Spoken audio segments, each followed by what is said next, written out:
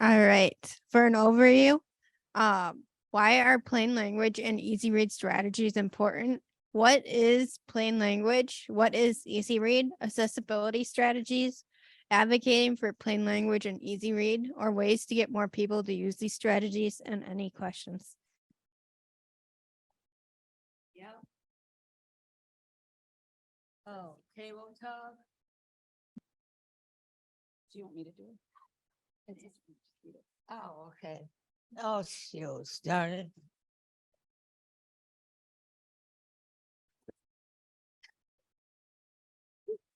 All right.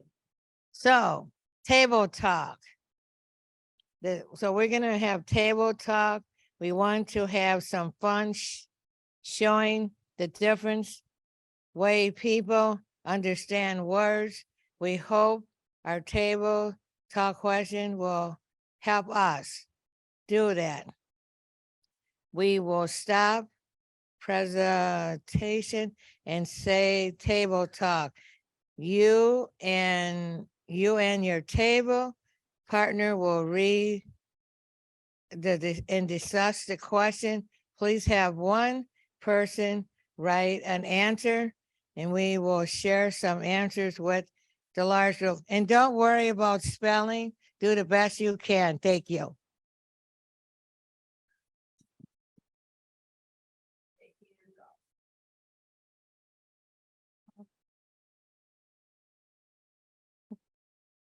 I am Sydney Bedell. I am an outreach self-advocate for People First Wisconsin and the advocacy and outreach specialist for the ARC Wisconsin. I'm also a BPDD board member and a WISPAC board member.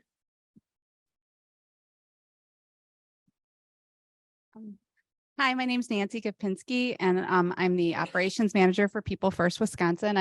I work for Cindy and with these wonderful people over here, Nathaniel and Sydney. And anyway, I've been working with people with disabilities for about 30 years as a case manager, job coach, also as a participant hired worker, and I'm also a parent of a 16-year-old son who's on the autism spectrum.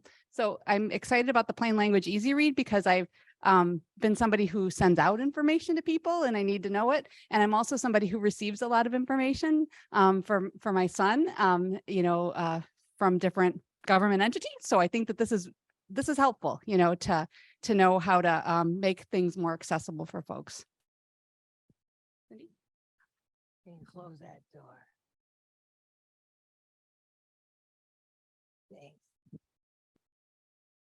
Thanks. Good afternoon. My name is Cindy Bentley. I am a self-advocate and the executive director of People First of Wisconsin.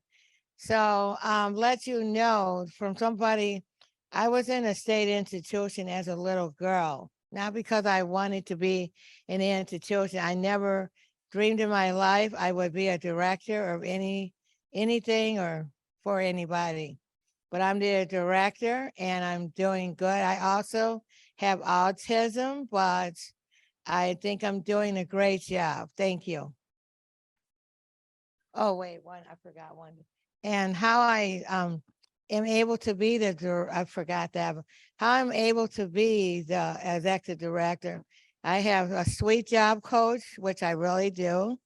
I have what do we call you? Yeah, I changed her name because it didn't fit. I looked it up on Google and she's not right, because she does more like drive Miss Bentley where I need to do, make sure I have the materials and stuff like that. And then I have 6 staff, which I never thought I would be in charge of 6 people. Different disabilities, it's all run by people with disabilities.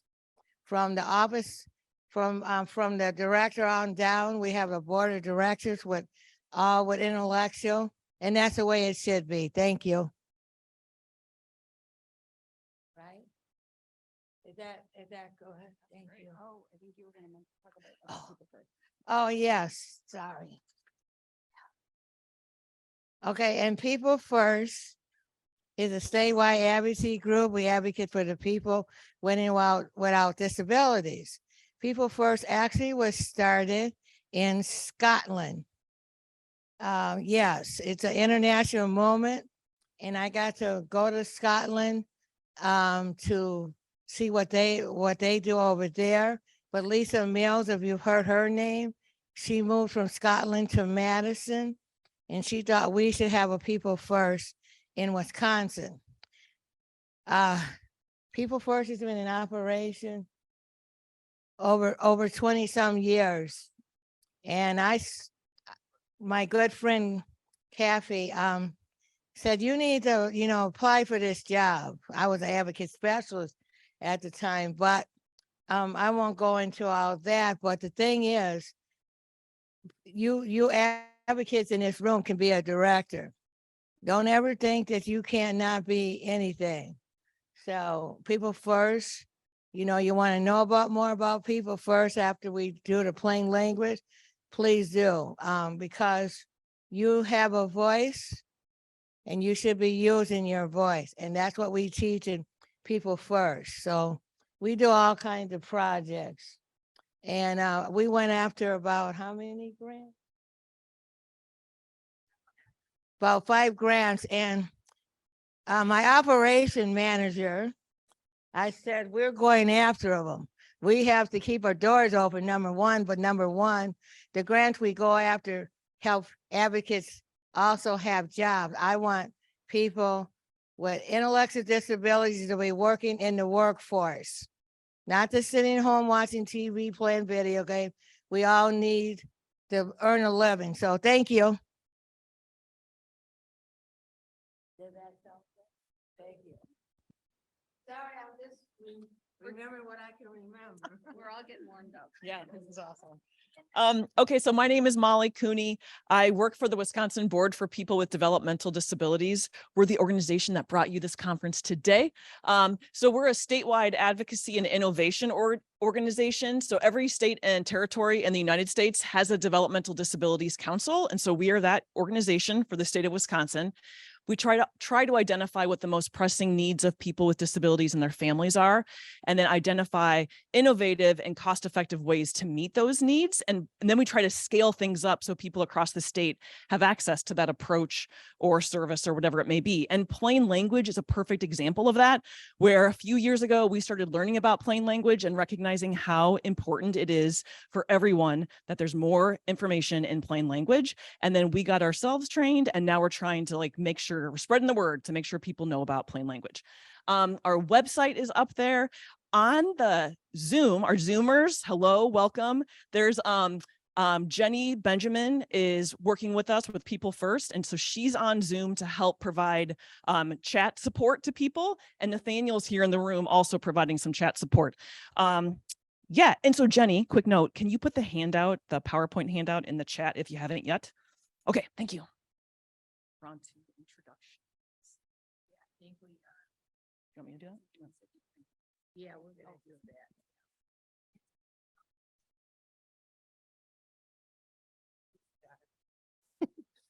that. Please stop. Tell us about you. Do you identify as, raise your hand for all that apply?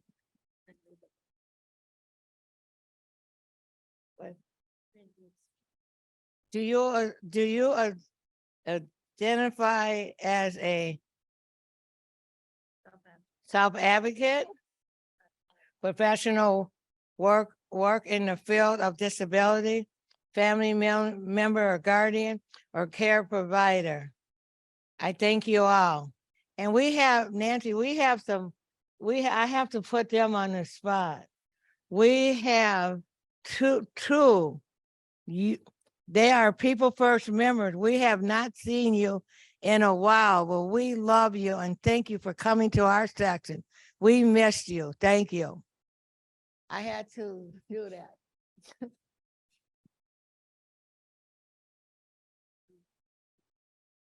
Okay.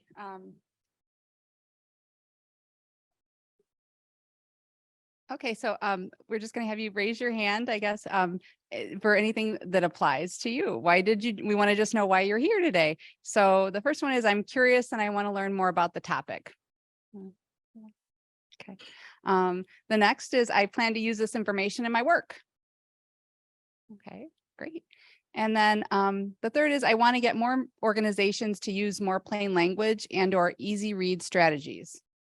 Yep, I think we all feel that way probably. Okay. And then I think on Zoom, if you all can see each other, then you can raise your hand. I guess I should have said that at the beginning, shouldn't I? But hopefully they did. Okay. Oh, it looks like folks really want to use it in their work, and that everybody really feels like, or a lot of people want to all those things applied. So thank you.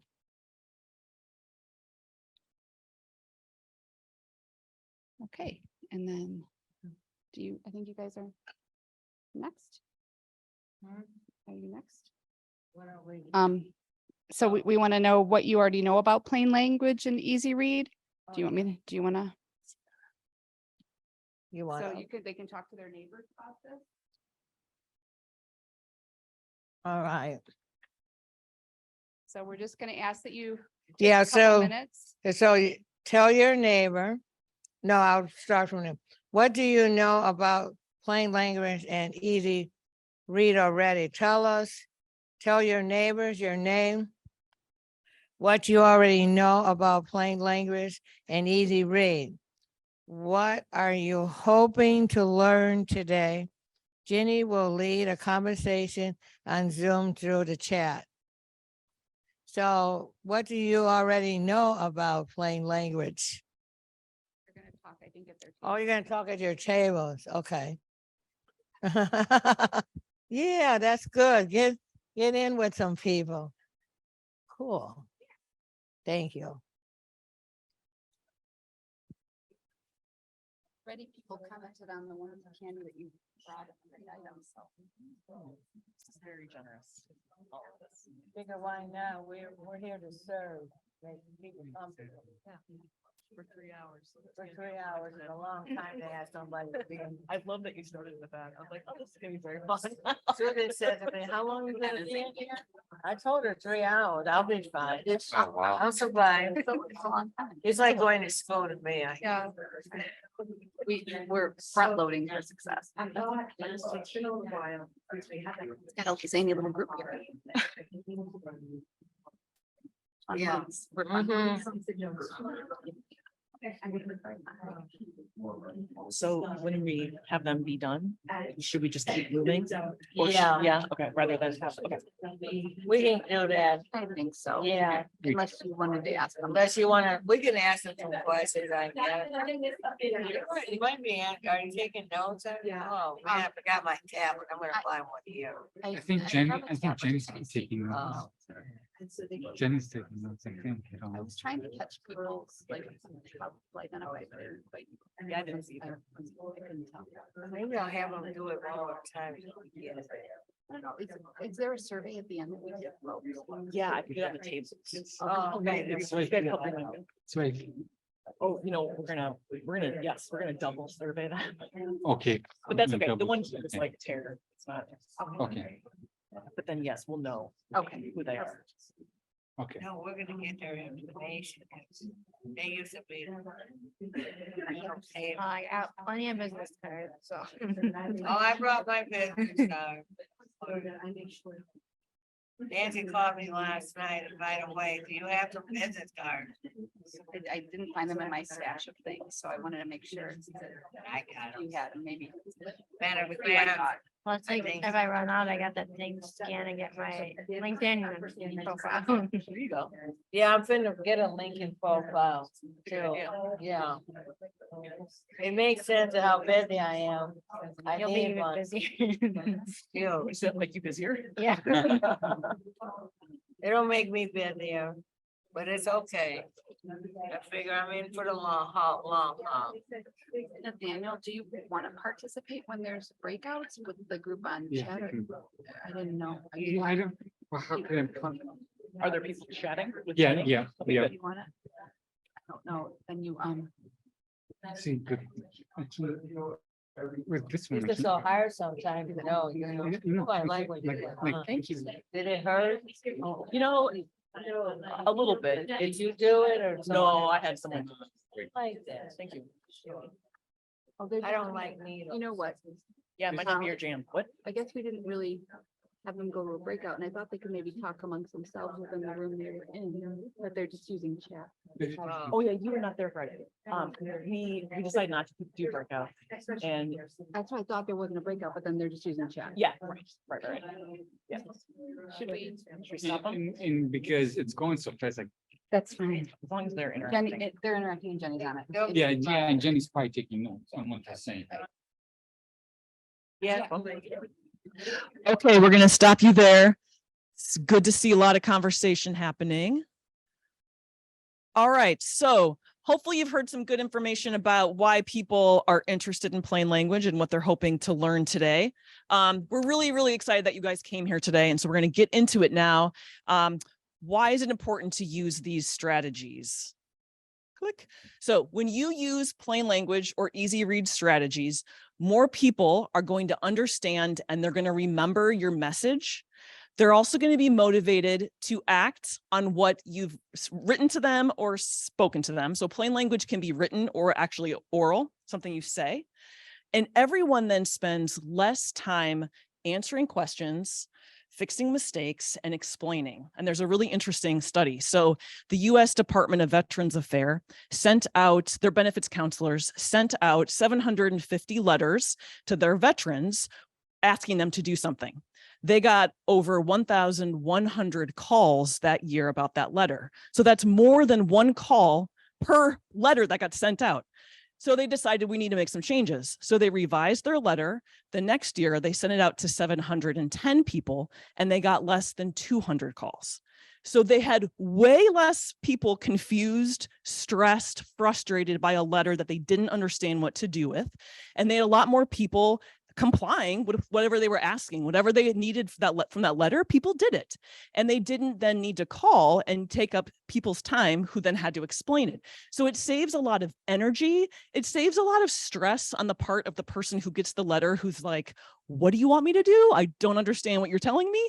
And then it saves a lot of money because we don't have to spend time, correcting stuff. And it also can save lives. In the medical field, they're trying to use plain language more and more because if you don't understand what your treatment plan is or how much medication to take, it can be a pretty bad situation. Okay. One other little thing. People will feel more positively about your organization as well if they receive information that they can understand. When plain language isn't used during work, self-advocates have to stop the presenter and ask questions. People with disabilities get frustrated when they can't understand what is the meaning of what they're being taught. It is also important because when people with disabilities understand the words the first time, it's easier for them to keep listening and paying attention rather than losing focus.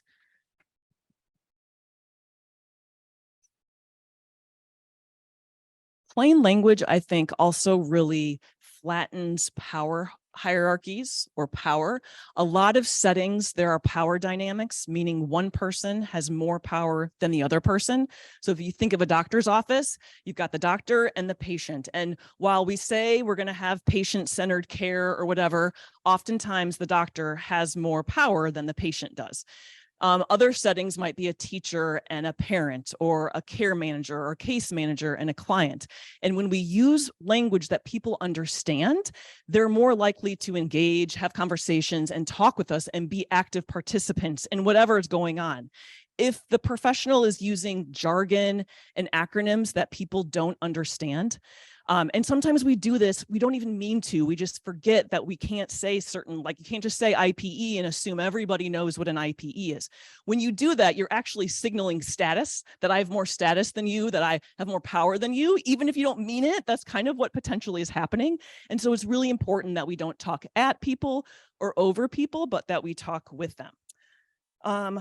Yeah, and one other interesting thing I read about is when, and this was an article about health, is that when a doctor is telling somebody lots of important and complicated information about their health, it can be very stressful.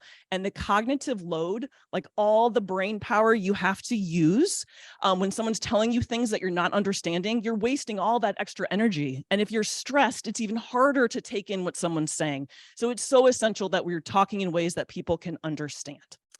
All right. So should we have people talk to themselves? How about let's just take like 2 minutes at your table, because we want to keep you guys talking to each other so you stay with us, because like Cindy said, this is a long 3 hours. What's your experience with this type of stuff? When have you gotten information that you didn't understand, and how did it make you feel? When have you gotten information you did understand, and why do you think you were able to understand it? And then do you have any experiences with these power dynamics in meetings or settings, and any thoughts about that? So we'll give you just a couple minutes to talk to the folks at your table and on Zoom via chat.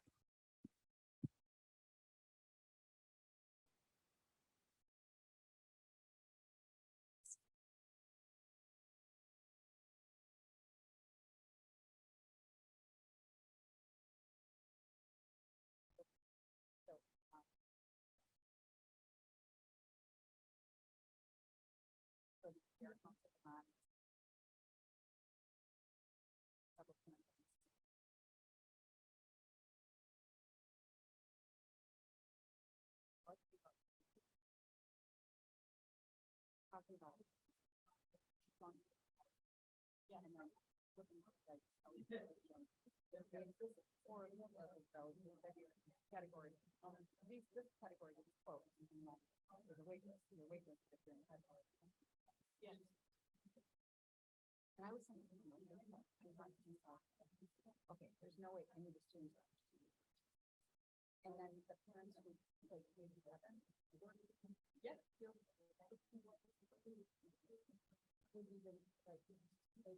no future on their own, but looking on you are allowed to talk because I found myself like some areas that they have to show, you know, yes. It was just there was no power, nothing. And she seemed very nice, but it was I was so I and then just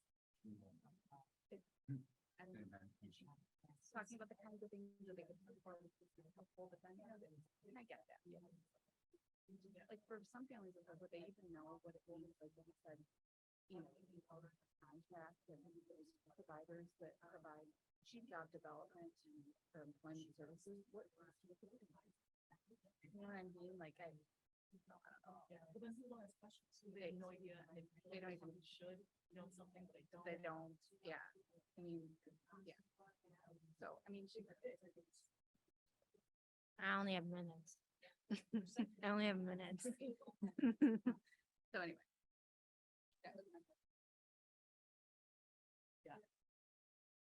Yeah, WISPAC meeting last week was really hard. This is like way over my head. So there's a lot of lawyers and stuff. And they were talking about stuff that I'm not very familiar with. Yeah. And then they were using metaphors and stuff that just didn't make any sense. We compared retained funds to umbilical cords, in case you want to know. Let's do it. Right. Yeah. Interesting. Not something you usually hear. No, I was a little bit confused myself. I was very confused.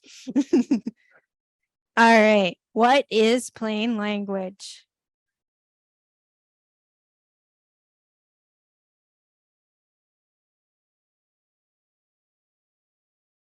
So, yeah.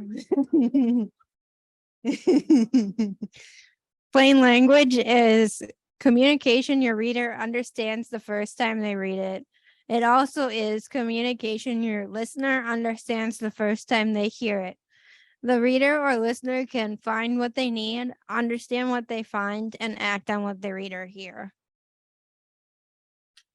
Plain language is about the words you use. For example, before, when the process of freeing a vehicle that has been stuck results in ruts or holes, the operator will fill the rut or hole created by such activity before removing the vehicle from the immediate area. Or after, this is when that same paragraph was put into plain language. If you make a hole while freeing the stuck vehicle, you must fill the hole before you drive away. Which one of those paragraphs can you better understand? Yeah. Plain language is about how you organize information. For example, with the before paragraph, you can see there is a lot of information clumped together in one paragraph. It says, "Dear families, we appreciate all of your support during the snowy winter season. Whenever the district has to make decisions about whether to cancel school because of weather, we consult with the local meteorologists, city employees, transportation providers, and staff, and is our main priority. Please know that we do not take this decision lightly due to the upcoming winter storm. We are canceling school and all extracurricular activities tomorrow." So something you might notice about that big paragraph is they put the most important information at the very end. So if someone were to be skimming that paragraph, they would probably miss it. And the after is, "Dear families, we are canceling school and all of our school activities tomorrow because of the winter storm. The safety of our students and staff is our main priority. We made this difficult decision after talking with local experts. Thank you for your ongoing support."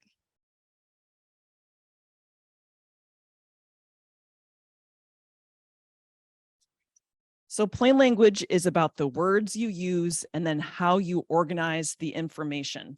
It's plain language is not out of the disability field. It actually comes out of government. It gained momentum in the 1970s.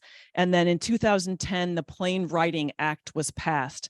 And the goal was that the government wanted to make it easier for the public to read, understand, and use government communications. So we're trying to be more transparent and make sure people know what they're reading and they can understand stuff and act on it. So the goal of plain language and all of our writing should be to express, not to impress people with our fabulous writing. And there's this great quote by an attorney. And besides, have you ever heard of anyone complain that a public document is too clear? Here's an example that I just showed my son who's learning how to drive of confusing information. Like, imagine being late to a meeting or needing to pick up your kids at school, and this is the parking sign, and you're like, can I park here or not? And then you might be like, screw it, I'm parking here because I have no idea what that says. I'm just going to do it. People can't understand, so they can't follow the directions. And then somebody brilliant designed this, and it's very clear when I should and cannot park. I think this is from LA or New York, a big city. Okay, so on to some plain language strategies. In your folder and then online, Jenny can put in chat if she hasn't yet, the tip sheet. This is from UW-Madison. They do a great plain language training for their staff. So a few of the slides that you're seeing today are adapted from them. So this is a shout out to them for all of their awesome efforts in this area.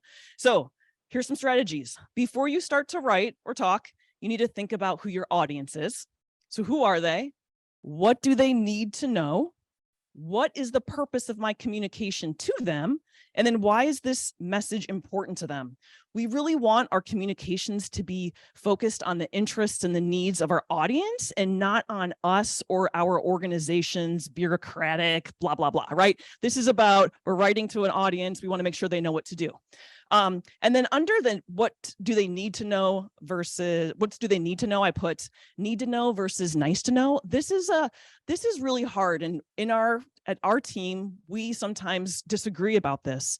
And with our partners, we sometimes disagree because we want to share with people all the information that we have so they can make a good informed decision. But you run the risk when you share too much information of people not gaining any information, because they see the letter or whatever, and then they just are like, yeah, I'm going to read that later, and they never come back to it. So hopefully that makes sense, like kind of that dance of what do people need to know versus what do I want them to know. All right, here's some more. All right. It's important to start with the most important information. Say you're writing a long letter or email. Like the previous slide said, if the letter had started with school is canceled tomorrow rather than talking about that they talk to meteorologists, that would probably be better. As you can see from the scan here, your eyes read the first part of the paragraph and the beginning, and then they might skim over the rest of the document. Keep it short. Don't use more words than you need. Cut out modifiers such as absolutely, actually, really, very, or totally. Start a new sentence for each new idea.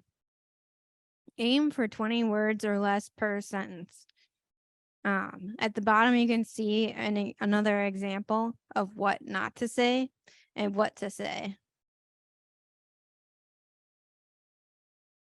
Pay attention to the look of your message. Have a lot of white space, and that sort of means instead of clumping all the information together in one long paragraph, to break it up or add bullet points. Use bullets or checklists to break up the text. Use bold for information that's really important instead of all caps or underlining. Sometimes all caps can be hard for some people to read. Use 14 fonts or larger, and try to stick with the following fonts: Verdana, Arial, Tahoma, Times New Roman, Hollectivia, and Calibri. Let's practice.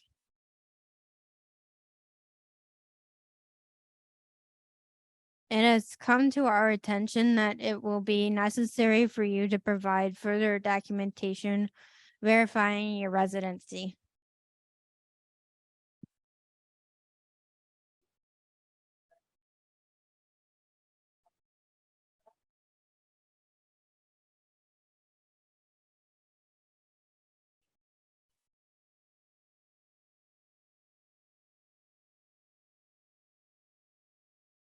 Yeah, that's a good idea. Anyone else?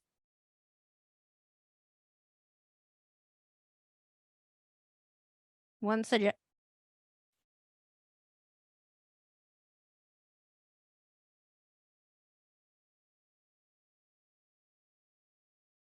Yeah, exactly. Um,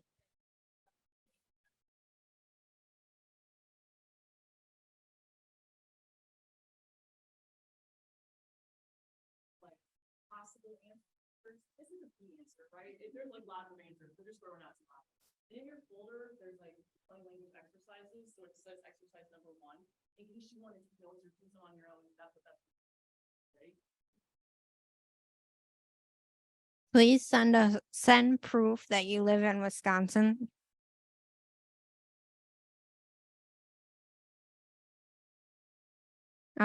Here's another practice. Students must be prepared for class. They should do the homework each night, and they should come to class with their questions about the homework. They also need to bring the required supplies. This includes a pad of paper, a pen or pencil, and the paperwork you submitted when you enrolled in the class. This is exercise 13.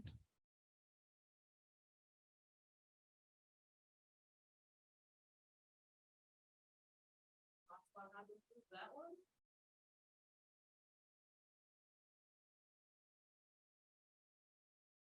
Yeah. Yes, that's a great suggestion.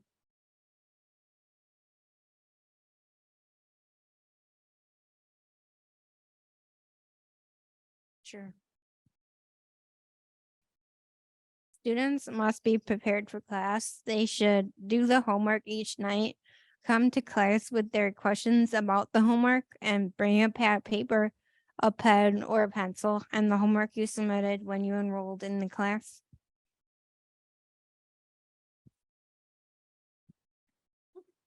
Awesome.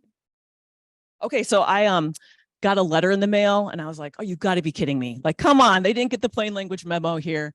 I'm not going to we won't read it or try to edit it because I'm not really sure what it says either. But just looking at that, what is wrong with that in terms of like, it's not plain language, right? What do they need to do?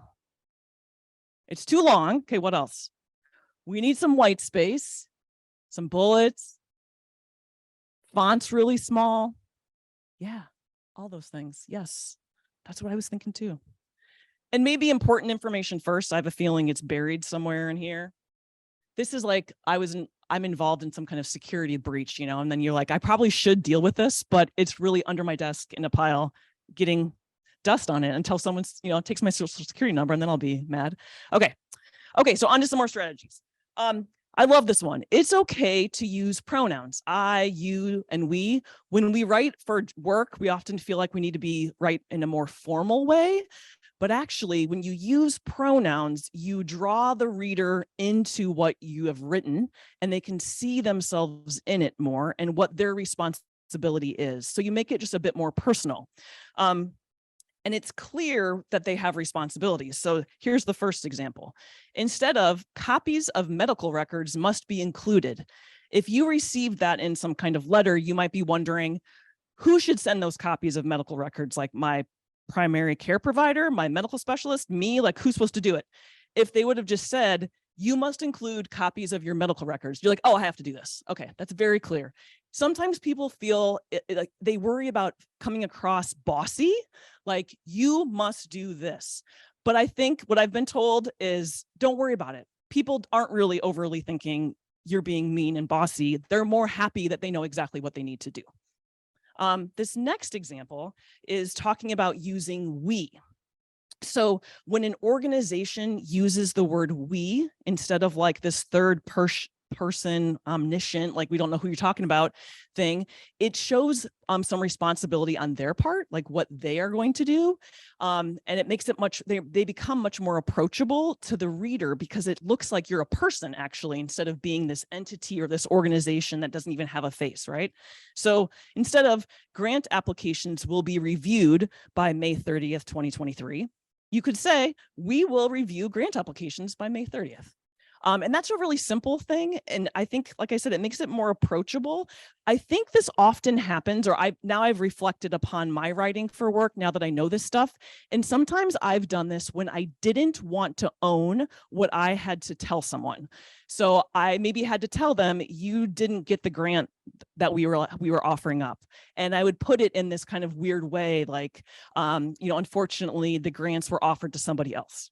Instead of just saying you didn't get the grant, or we decided to fund other groups, because I feel bad, right? But it makes it unclear and it doesn't own what really is going on, which kind of takes us to this next one, which is active voice versus passive voice, which I find so confusing. So I'm not going to pretend to understand it, but essentially, we want our sentence structure to be subject, verb, object, right? Who's doing the thing? What is the action? And then what's going to take the action? So my example is Sydney here. Sydney wrote a letter. Sydney's our subject. What'd she do? She wrote. What'd she write? A letter is more clear than a letter was written by Sydney, right? Where I put the object first, then there's like this was written verb, and then Sydney. There's a great video here that talks more about passive voice, but you get some more examples. But this is one issue that the government has a hard time with. And I think it goes back to like the pronouns and not wanting to take responsibility. When we use active voice, it's very clear who is supposed to do what. And when we use passive voice, it can be very ambiguous or unclear whose responsibility things are. And governments are notorious for not being clear about whose responsibility things are, especially if it's their own. And I think that kind of goes back to the we thing, not owning things. All right, and this is still me. Okay, using familiar words. So find an everyday way to say things. So instead of there are no vacancies at this point in time, you can just say we don't have any open positions right now. Don't use jargon or acronyms, like we've already kind of talked about that a little bit. It can be really hard to remember, but it's super important. Instead of you need to sign the IPE, you just got to write out, you need to sign the individualized plan for employment, or whatever it is. Just use the full words. And then it's okay to use contractions. This is back to this urge to be formal. Instead of we will email you once you have received your application, it's okay to put we'll email you once we've gotten your application. That's okay. Okay. And now here we go. You want to do the practice?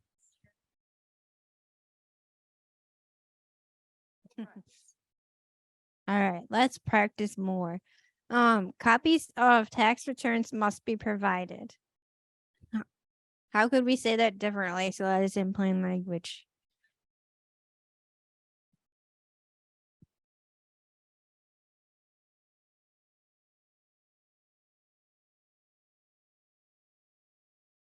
Yeah, that's a good suggestion.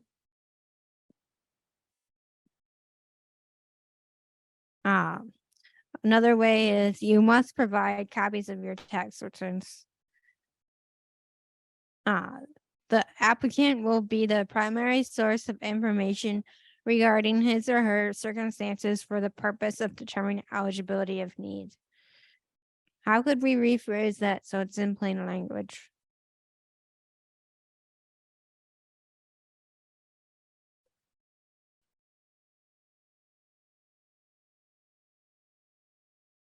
Maybe starting with who the person they're talking about is.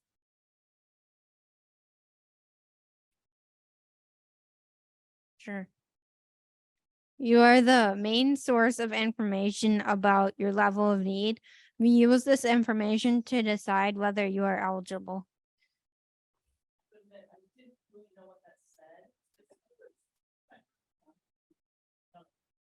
The information you share with us helps us decide if you are eligible for this program.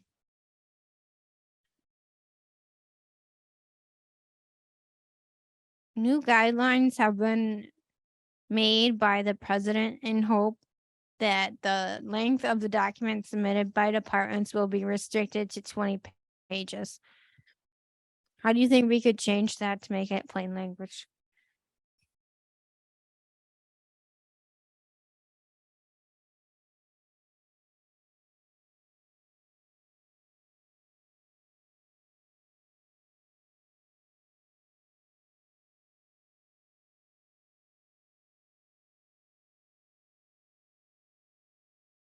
I like that suggestion. The president made new guidelines in hope that departments will restrict the length of documents to 20 pages. The president made new guidelines to shorten the length of documents departments submit to 20 pages.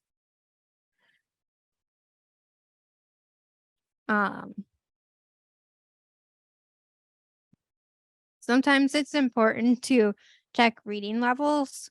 One reason why is say you went to the doctor and they told you you have conjunctivitis. Do you have any idea what that might mean? And the paragraph on the left goes into some depth about what that is and is a little bit complicated. If someone told you that in the moment, you might not understand it. And the one on the right says pink eye. You have an infection called pink eye. To make it go away, and then it has the directions on how to make it go away. And it says pink eye is easy to accidentally give to another person. To keep this from happening, wash your hands after you use the drops and before you touch another person, like shaking hands. Activity. Time to practice. Work together with the people at your table to revise the sentences and paragraphs. Exercises 16, 17, and 18.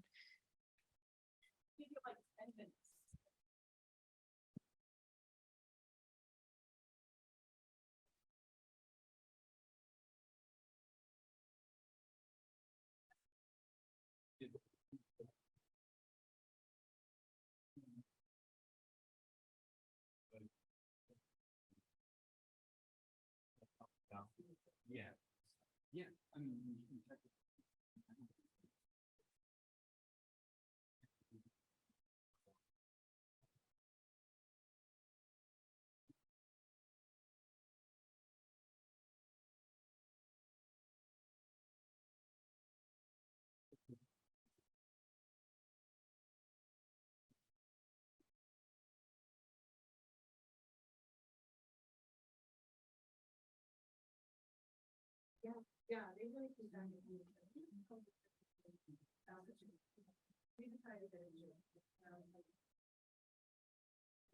Did you try double clicking on it? Did you try double clicking on it? No, I'll be fine. I'm concentrating. Sometimes that works, sometimes not. No. No, like See, it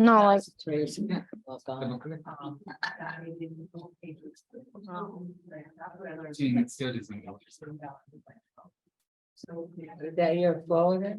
This is the one that Molly put out for us, and I just wanted to see Yeah. what all was in there. So, Because no, it doesn't like. no, it's channel. See, you need to go down or pull up. So you have that piece that you do that. It doesn't give me errors at all. That's Well, I know, appreciate report on that. They actually cut down their pages, but I think it was 7, but usually they had There's 20 no- to 30 pages. And the long-term care had a lot. Yeah, the CPSB, yeah, they did. It was cut down. so much to go through. But the long-term care. Yeah. They need to see this presentation because the last time we have, I have over 60 or 70 pages. Yeah, And a lot of it is PowerPoint. yeah. I mean, look at all the coalitions, voting. No, but I'm talking about just my board now because I don't worry about the coalition is a lot better. I don't think they got that much paperwork, but I do know that this long-term care, you guys, we all of us should give them that, Yeah. because really, a lot of it is their PowerPoint. Why give it to us if you're gonna just talk on the PowerPoint anyway? It makes no sense, and it's save a tree. Right. Save a tree. You know how much paper we waste, they wasting, I mean? When I was making these copies, I was like, well, all the paper I've saved in the last like 3 years with the pandemic, I have just used up. Yeah, right on. Oh, hey, Nancy, I don't know that, did Jenny or Cindy, did you catch her up on, how maybe we should say at the beginning of the easy read section that as a, we are really advocating for everyone to be using plain language. and- Yeah. Or were you on the call during that part of the conversation? No, she had it, cause man. Yeah, I think so. They did, But yeah, we did talk about it some, so but maybe just refresh.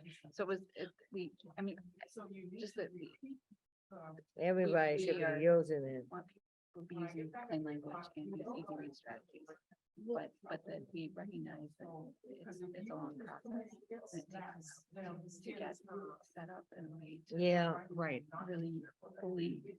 easy read, especially, so- easy- yeah. Especially easy read. So we want to give you an introduction today. to Right. easy reads and make sure that you have. some I wish I liked seltzer that- water. Yeah, yes. Ideas on how to. I don't like that, that stuff. especially for some of the most important information that you want to share. Right, yes, Like, yeah. That is that all. That is what we're talking about, yeah. And just that, like, for instance, like. But Daniel, Just you're like she only, Agencies, right, those would be probably something. that you- let her you do might it. want- you might Yes. wanna- That might be the first documents you It's can not- put in easy read, so that you make sure that people understand what their rights are. Right, Yeah. right, exactly. So, but we understand that it does take a while, and as you see, you kind of have to put some things in place to really make it work well. Right. Um, Yeah, because it was kind of like we were saying, like, we don't want to be misleading that we are expecting that people are just going to be using these things, because as you guys have said, it's like a lot to figure out. How to Well, they don't use it, cause all the boards I'm on.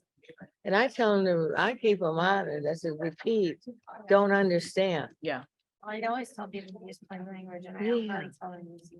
And I can't say this other thing like I used to. right. Yeah. Right. Sorry, Nathaniel, what were you using? Jenny just put up that sign, Okay, great. so I Yeah. don't know if they're gonna be done in the kitchen. Well, you Like, know, I it's just- I really, just- Sydney knows I don't use this anymore, but How much time? I didn't know, it's disrespectful, remember? Oh, Jen- I used to say Yeah. Okay. Chinese language, that's Right. That's, Yeah. that's the first okay. thing If ever, we're I gonna don't give use that everybody- They're gonna anymore get 4 because more minutes. Okay. and then we're gonna disrespectful. stop. You know what I mean, though? Like, the Chinese, I used to say Chinese language, it's disrespectful. Right. Cause it's other people and, you know, Yeah, they can't do that. Right. Because we have a person now on our team. Her name is Yang, and her parents are from China. Yeah. Very nice. And see how she talks to Yang. Mhm. Yang actually talks American, her daughter. Yeah. But her mom kind of talks to her in their language. Yeah. And I says, I totally get it, understand it now, why you can't do that, because the understand the Chinese language is different and they talk a little differently. You know that, notice that? So I'm saying to my coach, it's just my coach is a teacher. So I said, what is she talking about? She told me is, because she took Chinese in Yeah. high school. Oh, cool. And so what it was, she was telling her daughter in Chinese language to do better at putting the ball over the net. And so in American, the coaches just get it over the net. Yeah. So it's different. Yeah. Now see, I learned something really good. Right. And then I said to him, I said when I got home, I'm sorry in the mirror, because that's disrespect. That's not good. Right. We don't want them to make fun of our language. Right. And we sound weird to them. We sound weird to them. You know we do. And we are weird, actually. Turns out. Nancy knows Nancy was shocked one day. Remember how I was talking to the kitty cat? And how I talked to him, I said, yeah, gamo, si gamo, si gamo. Nancy said, what are you saying to that cat? I don't know, I'm ready to go. It does work. It does work. That's one I can't like. I make her behave. Did I get chocolate on here? Doesn't matter. I did. Made her behave. She can be very naughty, like your cat. So for this activity, we were gonna have them take time, right? Yes. Let's do it. We got time. I thought we were gonna be behind, but We can throw a tablecloth in if we want. You want them to take a break first and then move into this? well, let's have Okay. them debrief. Maybe people can share Okay, which ones they did, what they came up with, all right. then break. And then we'll go into each reading. All right, have me, I can say that. Mm. So what do you want me to say, please? They have 1 minute and 45 seconds left. Yep. You have 1 minute and 45 seconds. Just let you know that. Just say, That's a minute, I guess, 1 minute. But Samuel, that's not right.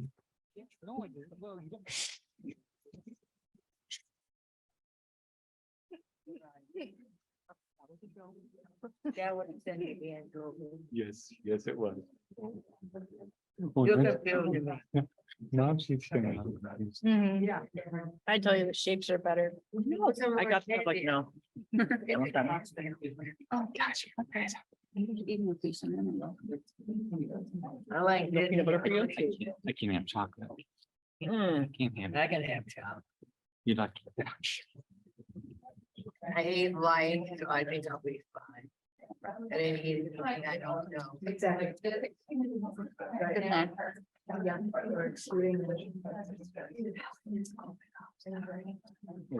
They can't get the links open now, so I don't know. I didn't know this thing was on. They can't.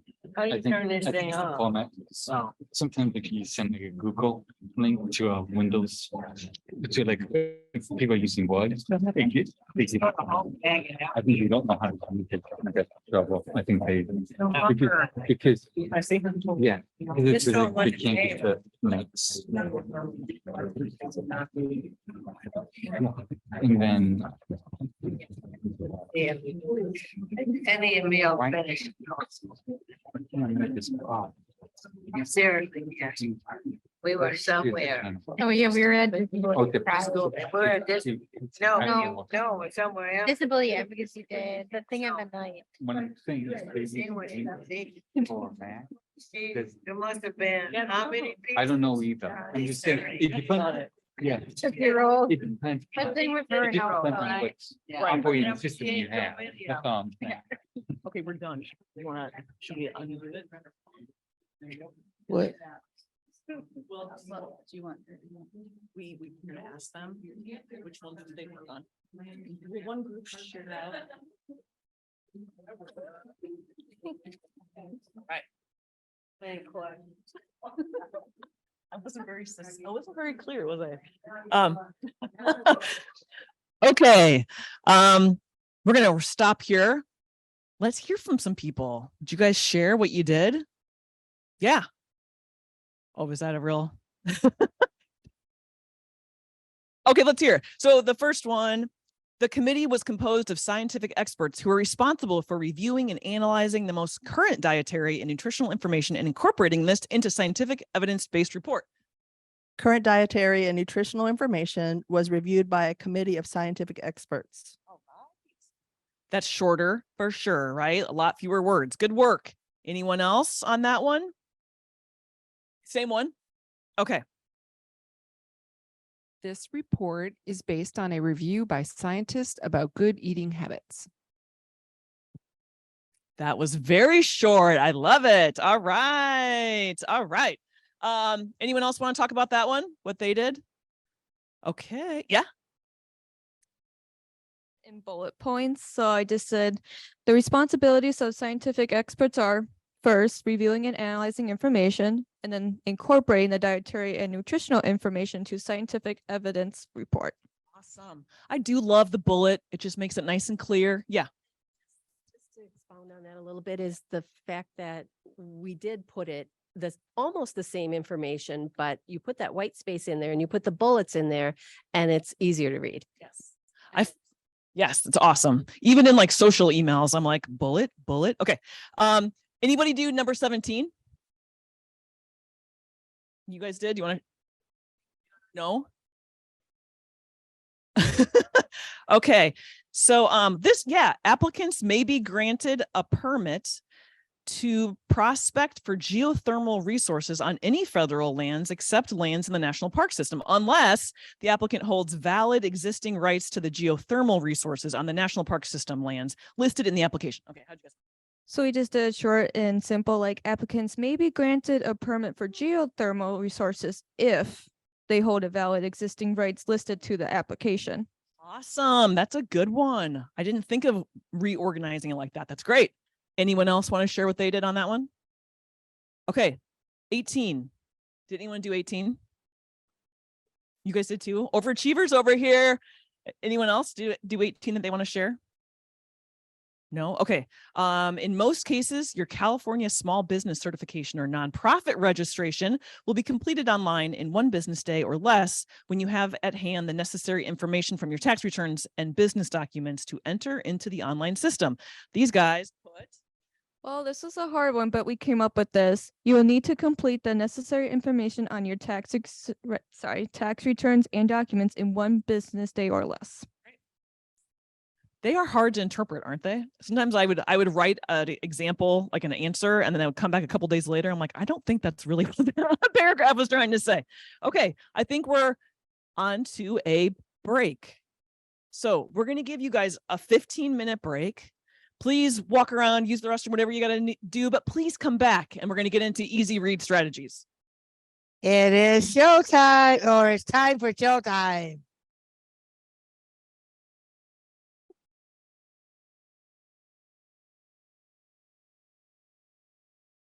Okay, you go. Yeah. Okay, so we hope you had a nice break. Oh, it's kind of bright there. Yeah, you're right. We're going to be switching gears, and we're going to start talking about easy read strategies.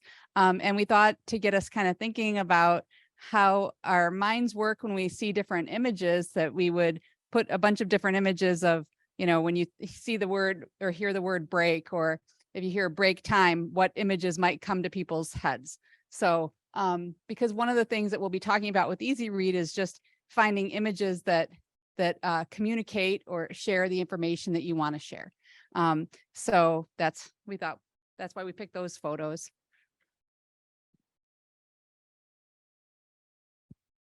So one of the things that we wanted to talk a little bit about as we were going through and planning the presentation, and just in general, learning more and more about easy read, we realized that there wasn't going to, even though, as Cindy said, 3 hours is a long time, there wasn't going to be enough time in the 3 hours to go into a lot about plain, plain language and easy read.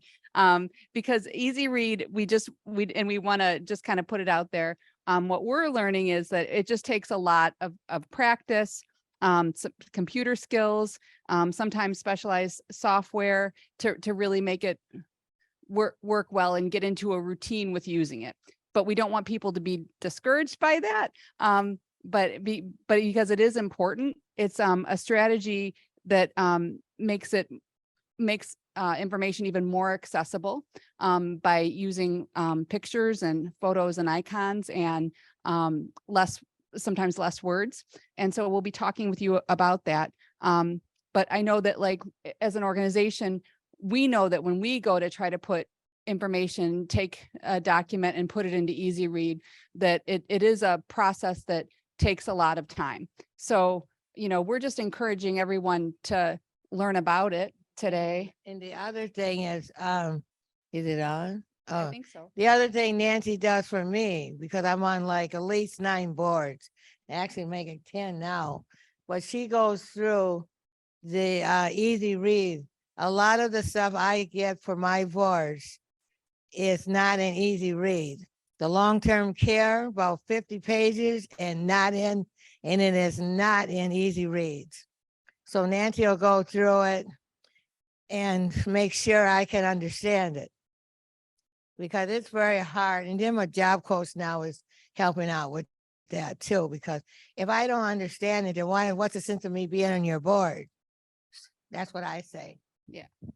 Yeah. So, I mean, and Cindy's really good about telling me. Sometimes I've given her information and she's just looked at it and said, that's just way too many words, and then we've gone back. In the garbage can Yeah, too. and she does. She wants to put it right in the garbage can. So then but it's been good, because it's like, it really does help you to think about what are the most important things that she needs to know to do her job or to serve on the board. And Yeah. what are the key points that she, wants to be able to share then back from the information that she's gotten. So, it's very important, but so I guess as you're hearing about it today, we don't want you to get discouraged and overwhelmed, but just start thinking about the ways that you could use some of these strategies in the work you do, or at home, like with family members, or they're just generally I think helpful strategies. And once you see, when you start getting information in easy read and you find it like, wow, this was really helpful and accessible, it's like, oh, you start noticing it, I guess, when you get it in more accessible language. So, and I guess, so one of the things we wanted to talk a little bit about too is, like, there's certain times, especially where you've seen probably some easy read strategies that were really, really important to share. So like during the COVID pandemic, trying to get the information out to people about what is the most important information they need to know right now, maybe about staying safe. So, so maybe you saw like the pictures of somebody hand washing and wash hands, wear a mask, stay 6 feet apart. So we saw a lot of that being put in easy read with like little pictures or icons showing, and then, shorter information. So Cindy. For people with intellectual disabilities, easy read engages inclusion, educate, and empower. So like what Cindy was just saying a bit about your board experiences, Mhm. when things are put in either plain language or easy read, it helps you to participate Yeah. more and empowers you to be able to. And when you're on Zoom with the one, I think that's the longest council I'm on, it's over 3 hours. It starts at 9:30 and it ends about either 3 or 3:30, sometimes at 3:30. So you're sitting there in your own, in your house. What I do, I'm gonna be honest with you. If I can't get through it, I just turn on the TV low and put the camera off and still listening to them. That's what I have to do, because I don't see myself sitting there almost, 4 hours, 5. It's a long time to ask somebody with a disability or intellectual disability to go through something you cannot understand. I'm not trying to be mean to them, but that's what happens when you're on those kind of boards. They forget they want the advocates on there, but they don't break things down for the advocates. So thank you. So, what is Easy Read? So we tried to put this actual slide in Easy Read for y'all. It's a style of writing, uses easy to understand words, uses a picture or icon next to each sentence, and uses lots of white space. So you'll find that some of the strategies that work well in plain language really do translate well or do well with Easy Read as well. But there's even, more white space. You were challenged to try to find pictures that match well with what you're trying to share, the information that you want to get across. So I found a site, and it's on the PowerPoint. It has a bunch of free icons that you can use. That's where I got the ones for this particular slide and parts of the presentation that I thought were pretty helpful. And the other thing too, I think I write a letter for I started it through COVID-19 to make sure that my advocates are, it's a lonely time. So I just came up with my own to write the letter. Now I am going to make it easy read. Like when I talk about the COVID or health, we're going to use some of this because I think some of my members, they either can read or they can't. So I want to make sure that they're engaged because my letters, I try to put in important things. Last Friday went out and I was looking at that and I said, it's long, but if they were really understanding. So I'm changing how I write my letters because if I'm going to say I need to change for me on the boards, well, the director here needs to change it for my members too, because, so I could put a picture maybe of what COVID, is. So I'm going to have my job coach help me to do that so we can get it right. And we are, I think the advocates are the ones that are the teacher, and we have to teach. If I do it, maybe the other people will start the same thing. So it says easy read strategies. Make an online outline on main ideas. Use questions to show the main idea. Use one idea per line. So I think I like this. My job coach, I think, is going to have a lot of, but I think if she's going to be my job coach and I want to change what I'm doing, then I think I'm teaching my job coach too. And maybe she also will do the same, so I don't know, but I'm going to make a stab at it because I figured if we're going to say that we're going to have other people be responsible, well, I'm a director and I have to change my attitude with it too and do better. So we suggest making an outline of main ideas, what can be helpful with that is, again, going back to the idea of, the questions about what do people need to know from the information that you want to share. And then just even having a little table that you put the sentences of what you want them to make sure that they know. And then you can look for pictures that match well with each of those. And then over time, you can kind of develop your own little resources right there with all the different icons. Because I think, what we've found, for instance, with People First, we have weekly meetups over Zoom, and we do a movie night, and we do a thing called Chapter Connections, and Sydney hosts a speaker series. And so we've been trying to always match the little icon or image with when we send out Zoom links for those events, so that then people can quickly look at it and recognize, oh, I need this link. I want to go to the speaker series Tuesday. So this is the one for speaker series. So sometimes it's just even using some of those little strategies here and there, I think can make things more accessible for people. So picking pictures or symbols. So we want to use clear pictures that show the meaning, and you can repeat the picture. So like we just talked about, this is a good thing to repeat the picture. It doesn't always have to be a drawing or a little icon. It can be real pictures of real life situations and actions. And then use symbols if they're well known. So like we just gave the example, like a dollar sign, people recognize that and they know what that means. Um, so, and sometimes as you get further along with Easy Read, you'll see that they'll sometimes take a familiar image or icon, and then they add another image on to it so that it can kind of build a visual story that way as well. Yeah. So you Like in that's this another picture, strategy. We were taking a selfie, and that picture, we were taking a selfie. So Yeah, that's so- what we were doing. It was kind of fun. Yeah. So so we thought that was kind of a fun one to select for this. Yeah. Okay, so this one, sorry. Experience,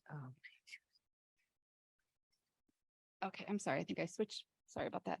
So what we want to do is talk a little bit about like the word brainstorming and see what your thoughts are on Yeah. when you look at these pictures, which ones you think what comes to your mind, and is it is it telling you or conveying what if somebody were to say, we would like you to sit and brainstorm about this. Yeah, Like, well, and I can make a suggestion. I didn't know what brainstorming was until I was start hearing the word about brainstorming. But if you sit around the table like they are and you're just brainstorm about what you are interested in, and you make a decision, share ideas. You may not have come up with the same brainstorming thing, but So what do people think about the yeah. the light bulb brain? What do you think about that? Does that convey brainstorming to you, or?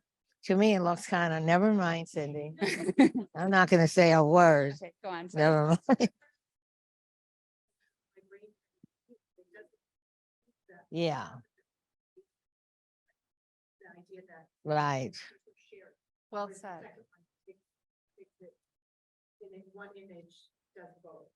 Yeah. Oh, Well said. yeah, I like that.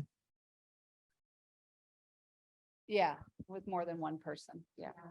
I'm sorry, I should have brought the microphone over to you. So for the. Oh, is anybody else wanna? On Zoom mic- I got it, Nancy. I got it covered. Yeah. No, who else wants to do it? You do. I'll just repeat it. Yeah. I forgot on Zoom so they could hear it. I was saying that the first image with the brain and the light bulbs kind of gives me the thought like, oh, my brain had an idea, but it doesn't include the communication piece of I shared that idea with other people. Whereas by the second image and that it's a table and people are clearly animated. So they're sharing their thoughts, and that sort of gives a better representation of what brainstorming is, as opposed to a storm being in your brain, which isn't it's not what they mean. You got that right. I like the way you said that. Yep, and then it's just. Whoops. Okay. Go to the next slide. Sorry, It says how, sorry, do you want me to, this was me, I think. oh, Want me to do this one? So, so we wanted to kind of, one of the suggestions we had given was to use questions to show the main idea. So for instance, if you were to get a letter about food share benefits, a strategy might be if for them to help it be more accessible for the people getting the information, to have an outline of the main ideas and put it in question form. So, what is food share? What does benefits mean? Who can get food share benefits? So, and I think that, as we were talking through a lot of this, I think that, a lot of times in the modern day now with Google, we sort of create these questions all the time for ourselves. Like you just type in exactly what you want to ask, right? And see what the internet has to share with you. And but I think that we're doing more with that, even more and more, by just accessing information by asking the questions and putting them out there. So I think that people are getting very used to that kind of communication style. And so it translates and works really well with Easy Read. Well, I would say for me as an advocate, people that don't speak English don't understand all that. Right. And so some people might understand, but I still think we have a long ways to go before people know about food share benefits. Oh, sure. Exactly. So exactly. So that's exactly right, Cindy. So this would be Yeah. where if you put it in the form of a question, people could maybe more easily access exactly what answers they're looking for to Yep. look it up. That's And then you brought up a really great point. I think that And I'm looking at this and I'm using my own brain to say, some people may understand this and some people don't. right. But I think you brought up a good point that for people where English isn't the first language they've learned, I think the easy read strategies are also very helpful. And I think they're helpful too. I think just generally with younger children, I know, for example, when my son was little, I would took pictures of the different things we were going to buy at Trader Joe's and put the pictures on a shopping list. And then he could just go through. And in a way, it's sort of like, well, I guess that's an easy read strategy. It's funny how in life, like later on, you're like, oh, there's a name for what I just did. It's, called easy read. And I guess how I learned, I was volunteering it's called the Bread of Healing at our churches for people that don't have insurance, but also do have insurance. And then people are from different countries and they come to our Bread of Clinic, and I was watching what was going on, and a lot of them didn't understand what they could get food share, but they didn't know what food share was. The people were coming into the country. That's why I mentioned that. Yeah, it's a good example of just how there are helpful things out there, but if people can't understand what they are, they won't access them. They won't be able to use the services or the things that would help them. So we're gonna give you some time to do an activity at your table. So there's a supported decision-making activity in your folders.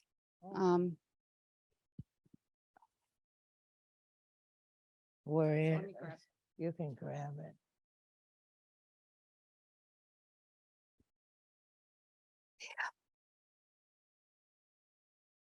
So we'll give you some time to look this over, but you can kind of read through it together with your table, and then you'll see in there's some pictures on the later pages, and we were asking you to kind of look through and see which picture you think matches the sentences in the list well. Ask them if they know about supported citizenship. Okay. So do you guys know what a supported decision making is? Just want to make sure. Good. Okay. All right. So we'll give you some time to work on that together.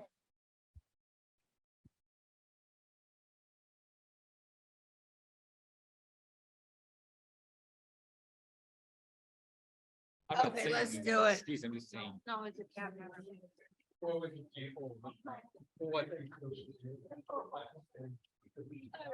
Is everybody ready for showtime here? Cool. I like to have a good sense of humor. So we're just kind of curious what people came up with as far as which ones match, and kind of we'll also be sort of talking as we go along about which images you think work the best and why, and which images don't work as well. So we did not necessarily pick, we tried to, make it a little tricky, I guess, to see whether to show how it can be challenging to find images that really convey what you want to convey. So maybe we'll just kind of go through each image. That might be the easiest way to do it. So when you see the first one at the top with the money bags and the little clipboard, what did people think that one represented? Anybody wanna? Here, I'll take it around. Okay. Yes, ma'am. What do you think? We attributed that picture to the financial affairs, the saying what I want to do with my money. Did you have a question? I did not. Any questions over here? Questions? Questions? Cool, I'll stand back here then.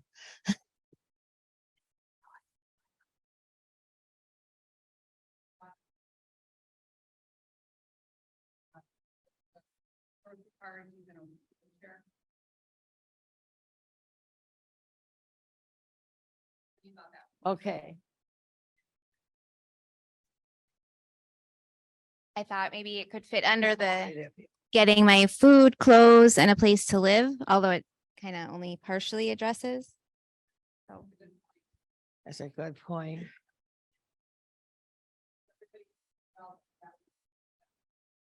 Now we're getting a little trickier, I think. So on the last one on that page, is the kind of blue background and the first is the, standing in the front of the board.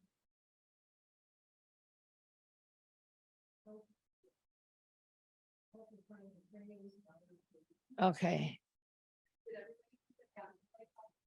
Did you say that? Here you go. Yes, no, No. oh, no, she did over there, but Oh, which one? Right here. Okay, sorry. Okay. Oh, I'm Help sorry. with finding trainings and other supports.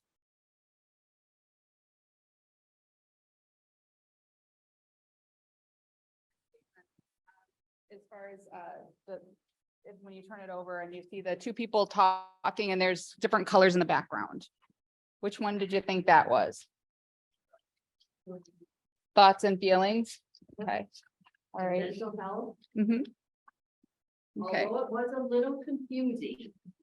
yeah, so do you think that We- that one? We kind of had to do a process of elimination.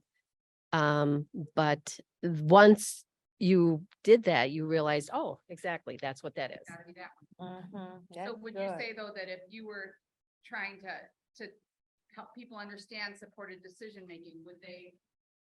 Well, would they get that out of that feature as far as understanding that it's about mental health things and that? Do you think that that picture actually would tell that story to somebody? Maybe a better one out there? There's a better one out there. Yeah, probably so. Okay, the next one then, below that. Oh, The government building is kind of what gave that away on there. the DHS building? Any building, I guess. Just kidding, I'm just saying that. I've been in that DHS building at Madison. And then by process of elimination, the last one. Elimination, Up there. healthcare. So I guess of the pictures that you saw, which ones do you think were the best? The healthcare, healthcare.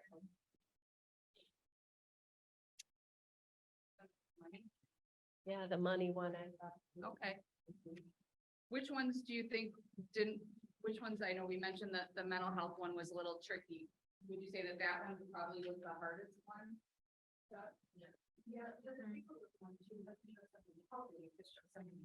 Yeah. That's a good point. Yeah. Okay. That's a good point. I'm gonna make a note of that. I found the same thing with getting food, clothing, and a place to live. This individual is by himself, and I think it could maybe represent assistance in health areas. Mhm. Okay, yeah, Because because a house or a. well, if you think about the, like Cindy was saying, you know, it's what we're trying to look at is a supported decision-making agreement. And the key part of that is you're getting some support, right? So, those are, that's exactly right. So some of the images aren't really showing that support. We've got some that do and some that don't. So,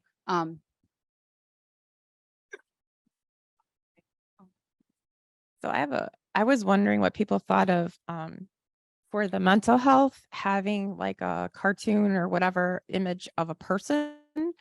and then they have a thought bubble that has a smiley face and they have a smile on their face to kind of like show that they're mentally healthy. And not that we should be happy all the time, but I'm just saying to try to show the concept of mental health, because yeah, this picture could mean a lot of things.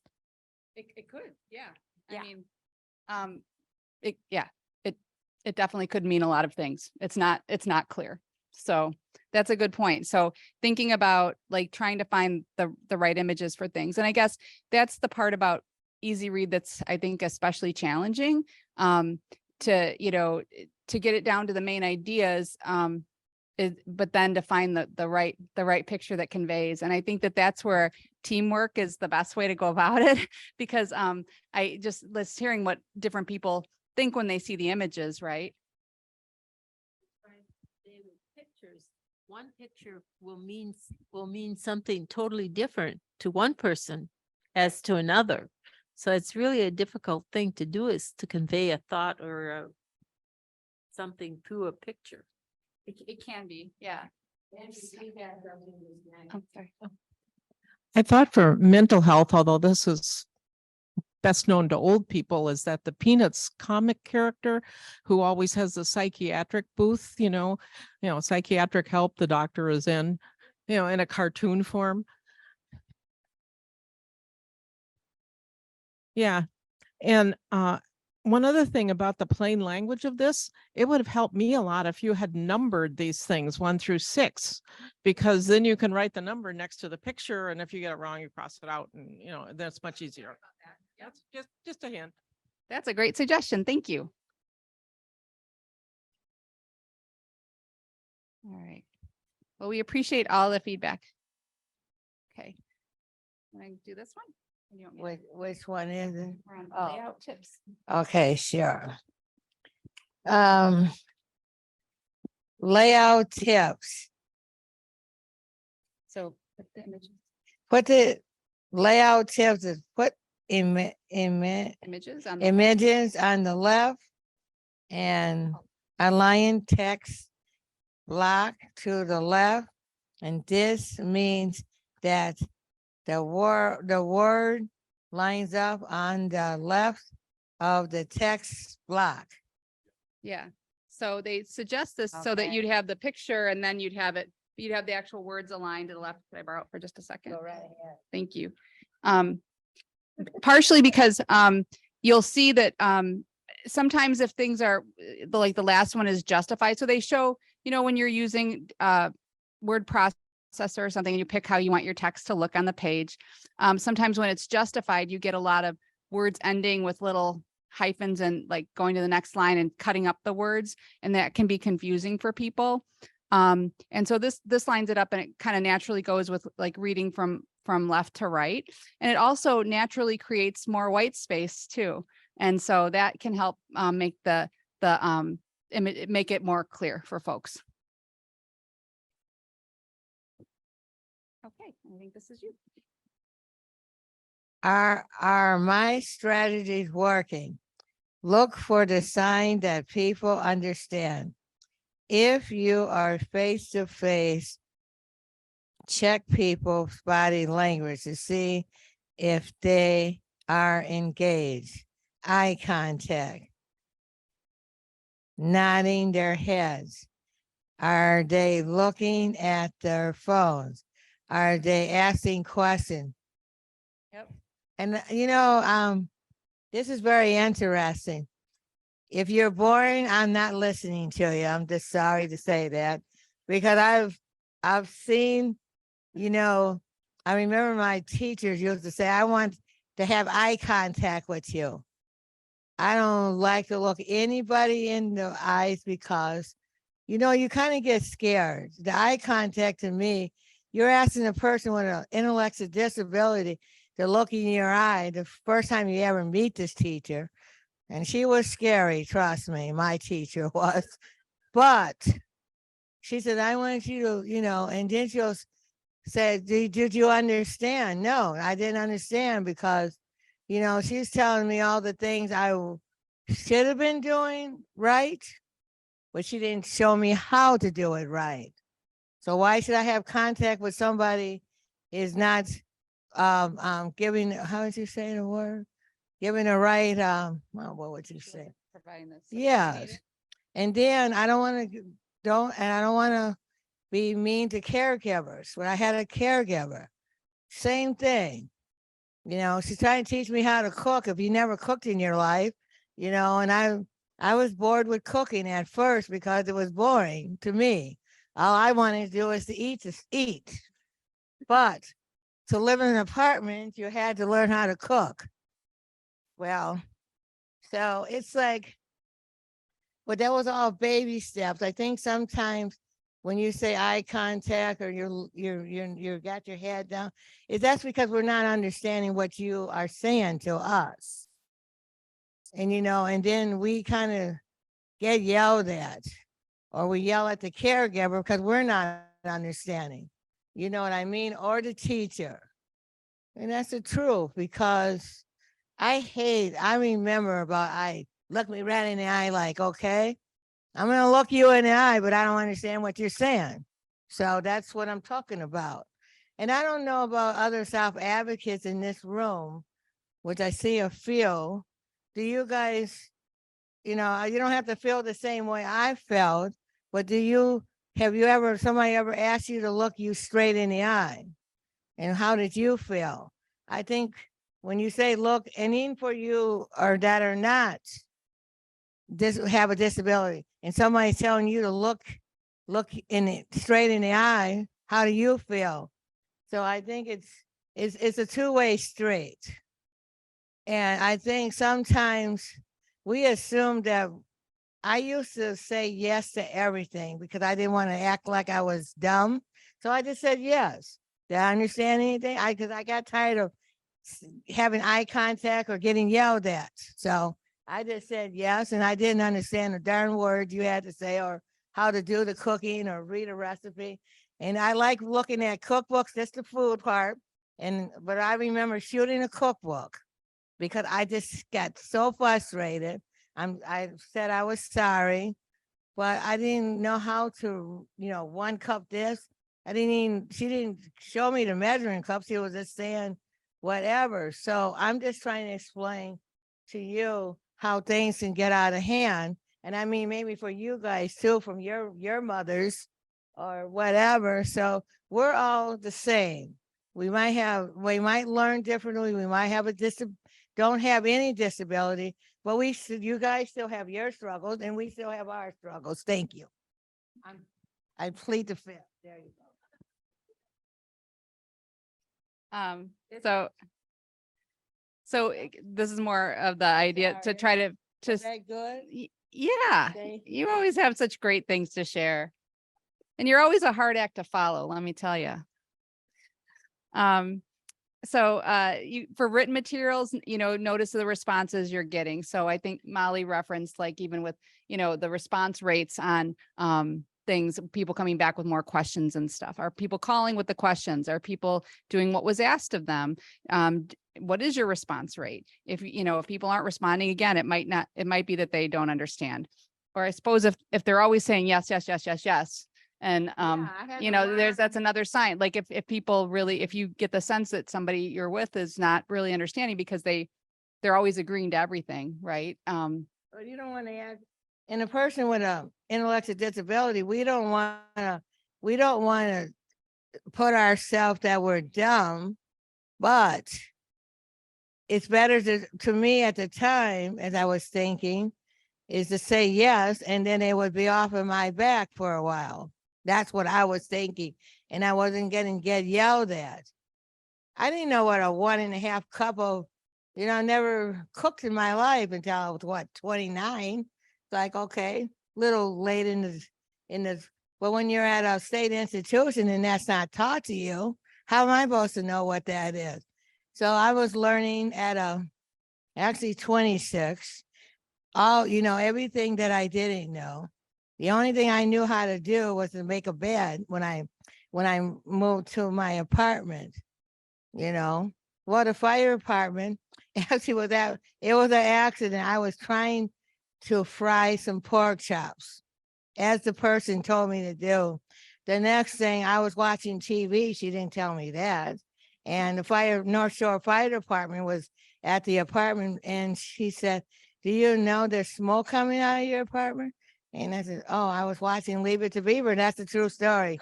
Very true story. So it's a true story. So that's Well, you probably would have benefited then some easy read strategies with some that's pictures of like right. What a to big do, red thing. Do what not to leave the stove unattended. But also the picture, also a thing telling me you don't put the things in the skillet and go watch the TV. I didn't know. I honest to God, didn't know. Yeah. Well, right. And so I'm just telling you about easy read and what. Yep. It's a good.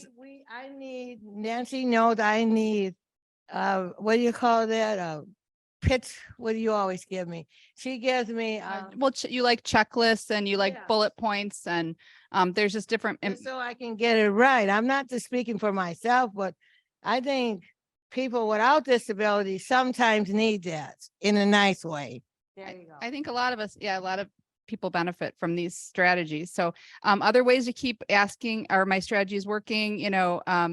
User studies and stakeholder reviews, ask a person or people with disabilities if your document is clear, polls and surveys, asking people questions, and then putting your written materials through a screen reader. Okay. And then I think Sydney. Yeah, Sydney now. Don't say what Hard act to follow. All right. Accessibility. Alt text, also known as alternative text, it describes whatever images you have on the post or graphic. And it part of alt text is adding captions to all videos. Closed captions.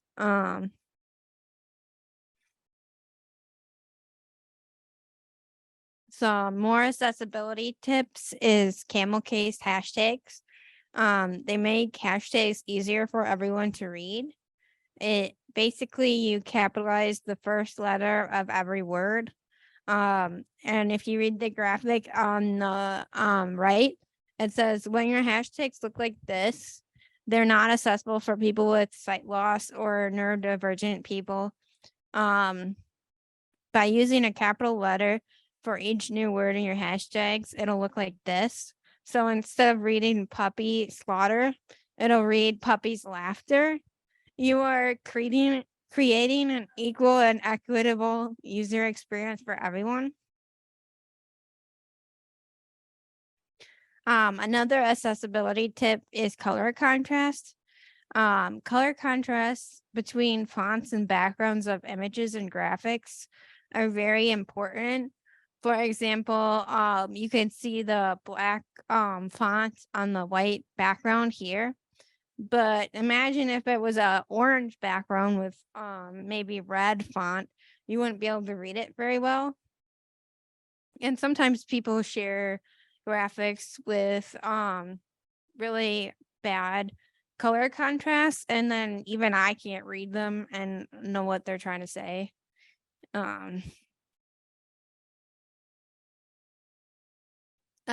Another accessibility in plain language is fonts. Easy to read font, not ones that are cursive like. Cursive font types or unusual fonts are hard for people to read or screen readers to read. Screen readers do best with these blends: Dahoma, Calibri, Collectivia, Arial, Veridina, and Times New Roman.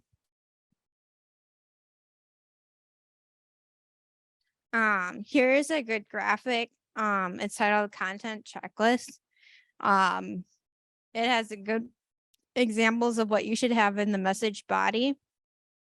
For example, write in plain English, use short paragraphs, avoid using acronyms or jargon. Jargon is like really specific in what area of work you work in.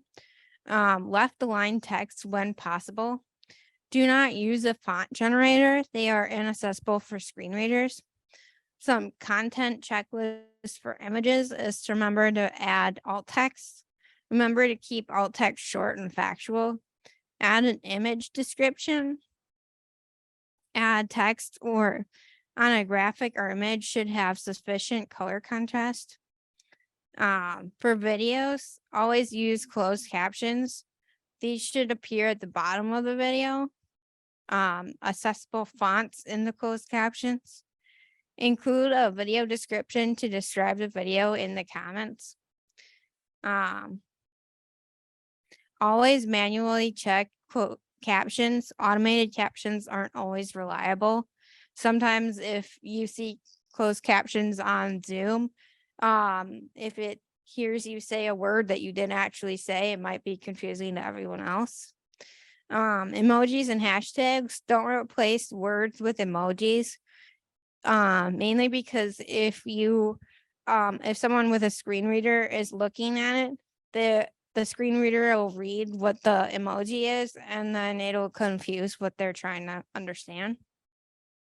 Don't overuse emojis. Do use a capital letter for each new word in a hashtag. And here are some websites to help you with all that. Time to practice. Write your own alt text for the pictures. Talks about how they would write alt text for the picture of the three people, those strangers. The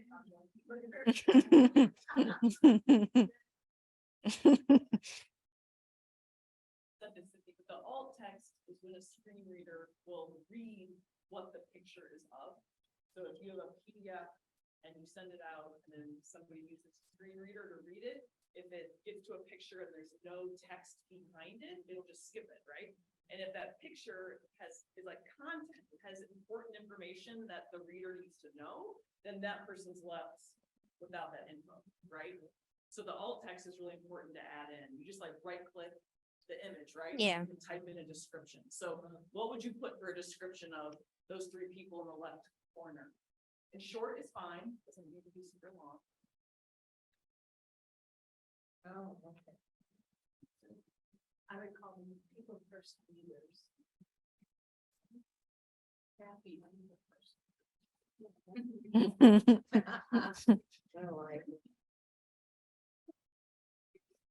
Okay, now let's get to the middle, the people first logo. Wow, you just gave it away. Logo. What would this one on the top right?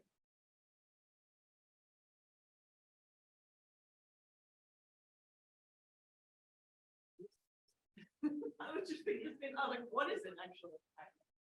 Sure, base level. Is it that's what it looks like? I think it's somebody, I'm assuming it's writing, right? It looks like you're trying to find how to get out to the whatever. Maybe. Notes of some, make it easier. What about the bottom one? What?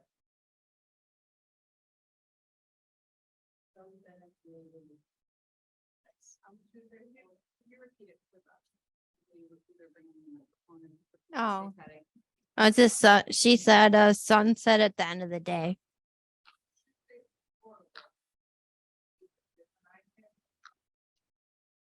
She said a photo of a sunset at the end of the day.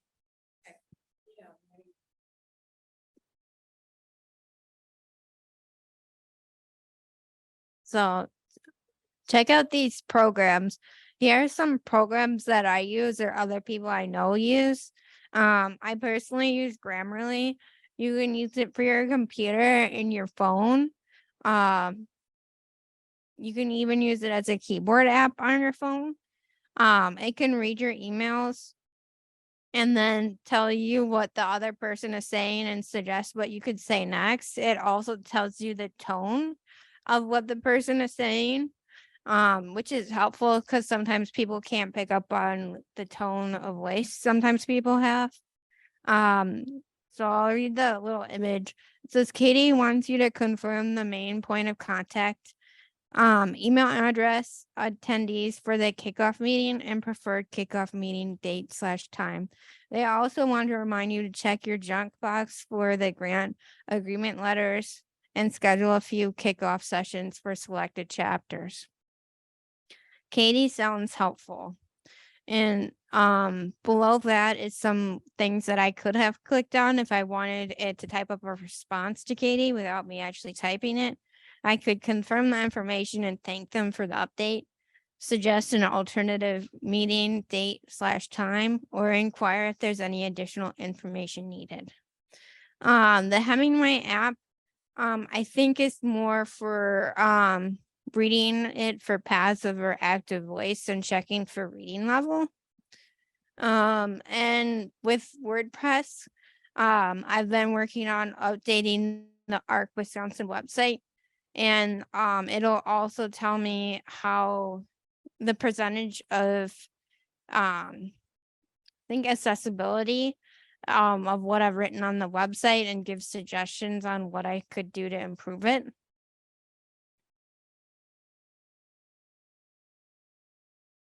Ways to get more people to use these strategies. Okay.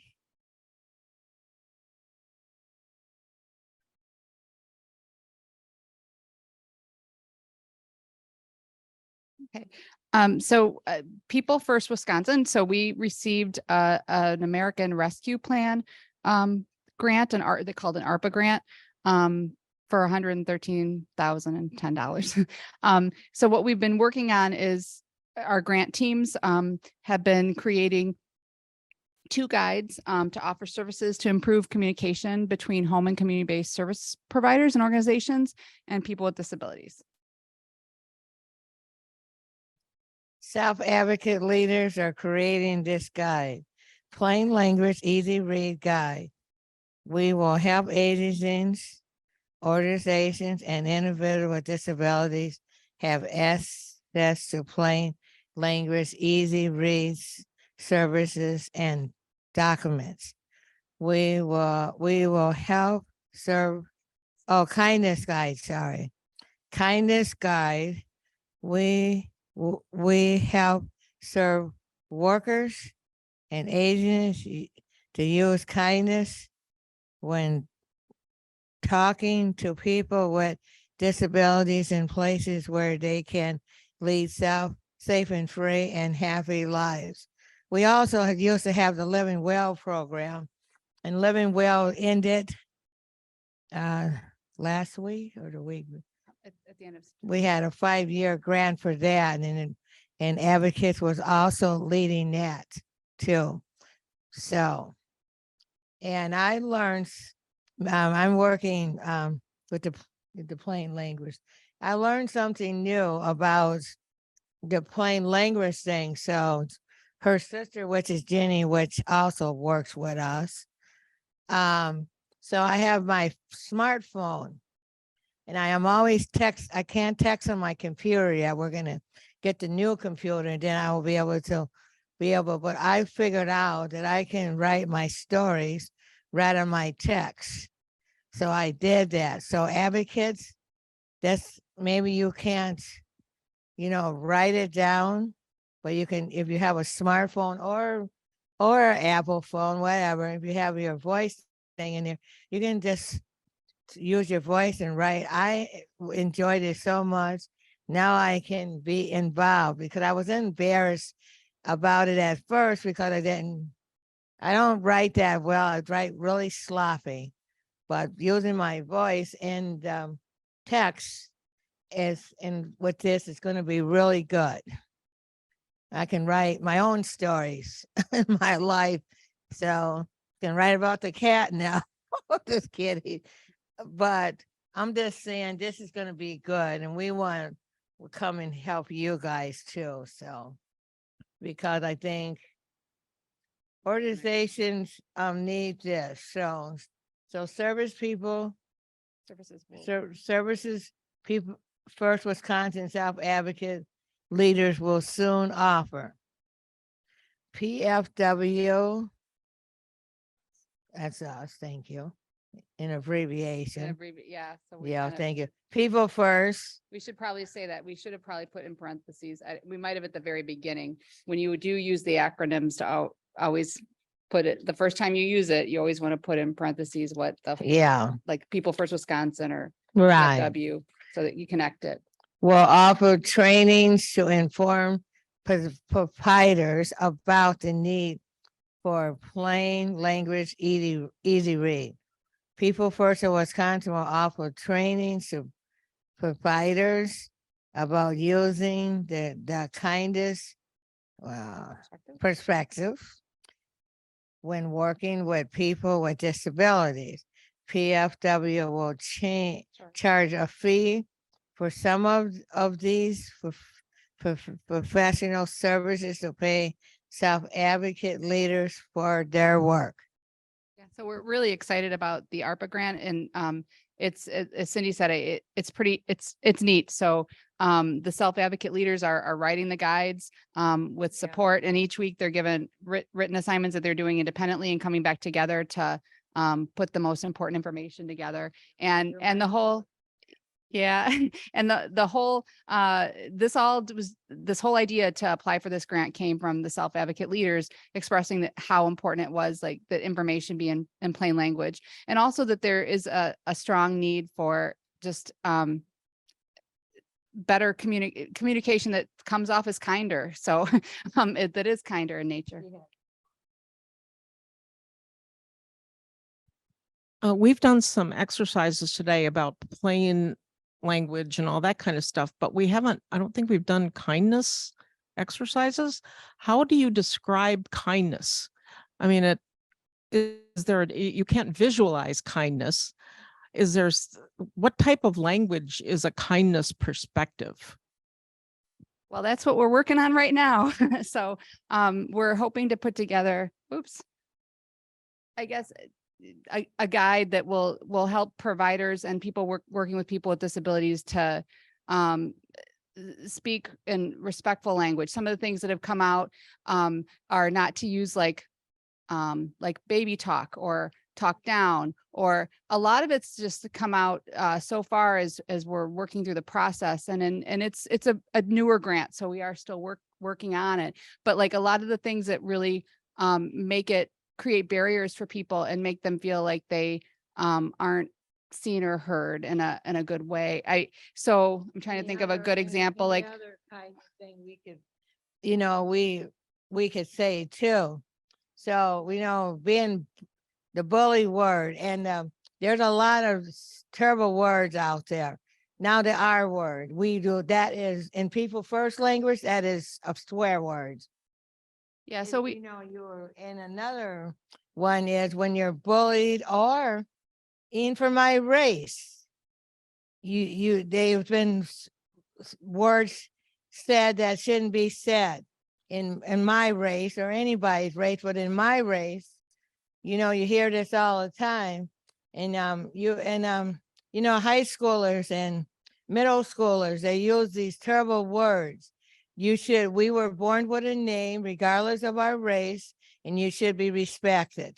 And that's how I look at it. That's what kindness is. If you want to know what kindness is, we've been called out of our names. We've been called the R word, all kinds of words, and bullying words, all kinds of words. When I was in high school, I was called so many different names. I didn't care. And one word when I was in foster care, how I landed up at the state institution in the first place, the foster mother gave me third-degree burns. And so I had to take a swimming test at school. Well, they said, we don't want no burnt person in our pool. And here's some of my burn. And this is what I was teased about, skin graft burn all over here. Well, we don't want no burned person in the pool. And that is not kind. I had to take the swimming test because it was required in high school. And I took it. But it made me cry. I still does when I talk about it. But I didn't do this to myself, but to be called that. I got, self-confidence. I had lost my confidence. And then, so when you want to know what kindness is, You need to be kind. I have to be kind to you here or whoever. I'm always kind to people because people are not kind to me or my peers with disabilities. So that's what kindness is about. Maybe that's what I could say. Yeah. Yeah. Well, I'll put it right from my heart. I think as we were going through the process with plain language, like, we realized that part of putting things in plain language is by nature just being kinder, because you're including people, you're pulling them in, you're making things accessible, you're engaging people. And a lot of people with disabilities haven't felt brought in that way before. So it was the advocate leaders really saying, we also need not just a plain language guide, but really helping people understand how to talk with us, how to include us, and that sort of thing. So And as my, I don't know what time it is. I want to be mindful of the our time. former president, you said nothing what is it? Nothing without, Nothing, about us. right, without. Nothing about us without us. Yeah, and so that is what it's about. We always should be leading these things and we should be around every table they got, politicians or whatever. So that's all I'm gonna say. That's what kindness is about, so you know. All right. Sydney? I'm sorry. No, you don't have to apologize. I decided to do my Thank you for your All right. Plain language with my work in People First Wisconsin. I run the speaker series every week on Tuesdays. And I always ask that speakers have their presentations in plain language so that our members can understand what they're talking about. And another thing that goes with that is if they understand what they're talking about, then they can also ask questions. Because if say I'm talking over your head or at a higher level, you're not going to ask me any questions because you don't understand what I'm talking about. We also try to keep chapter connections using plain language as well. And I also try to keep my emails in plain language, simple and keep to the point. Probably years ago, I used to write super long emails to people, and I'm guessing they probably skim through them looking for the most important information. But now I keep it straight to the point, or I use bullet points. I also help with grant writing and grant reports. And I think we try to keep those in plain language too. Plain language in my ARC Wisconsin work. Probably about a year ago, I created a group called Pass the Mic with Self Advocates. And the information that I share in that group is in plain language. This last spring, I taught a class called the Art of Storytelling. And when we had our class sessions, I kept the information at plain language. So the self advocates that attended the class understood what was going on and taught. Because we were teaching them about storytelling so that they could speak to their legislators or important people and tell their story. I also meet regularly with people with the ARC National or the ARC of the United States. And they also try to they make toolkits and they put information or PDFs in plain language so that that information can be shared to self-advocates or anyone who needs to use it. I've also had trainings with them on constant contact or website training. Yeah.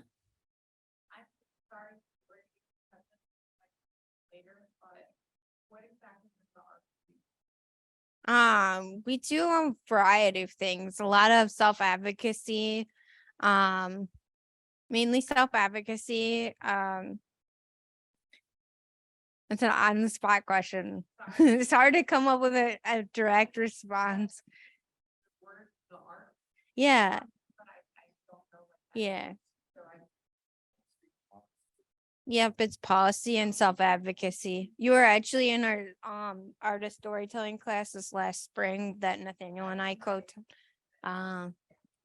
So policy and employment policy and education policy, like if you go to the website. Like, Oh, yeah, I mean, that's what the, it's just like, it's not like People First Wisconsin, it's like helping the advocate, helping the self-advocate be an advocate. But with, the ARC, it's mostly about policy and then next level from state to the national level. Gotcha. Thank you. You're welcome. Thanks for illustrating the difference. I use plain language in my social media disability advocacy. I have a page called Cindy's Disability Advocacy Journey. And people can like and share it, and I post regularly, and the posts are usually in plain language. I also run a Facebook group called Wisconsin Disability Connections. And there's over 1,000 people, so I try to keep the posts in plain language and keep it so everyone can understand.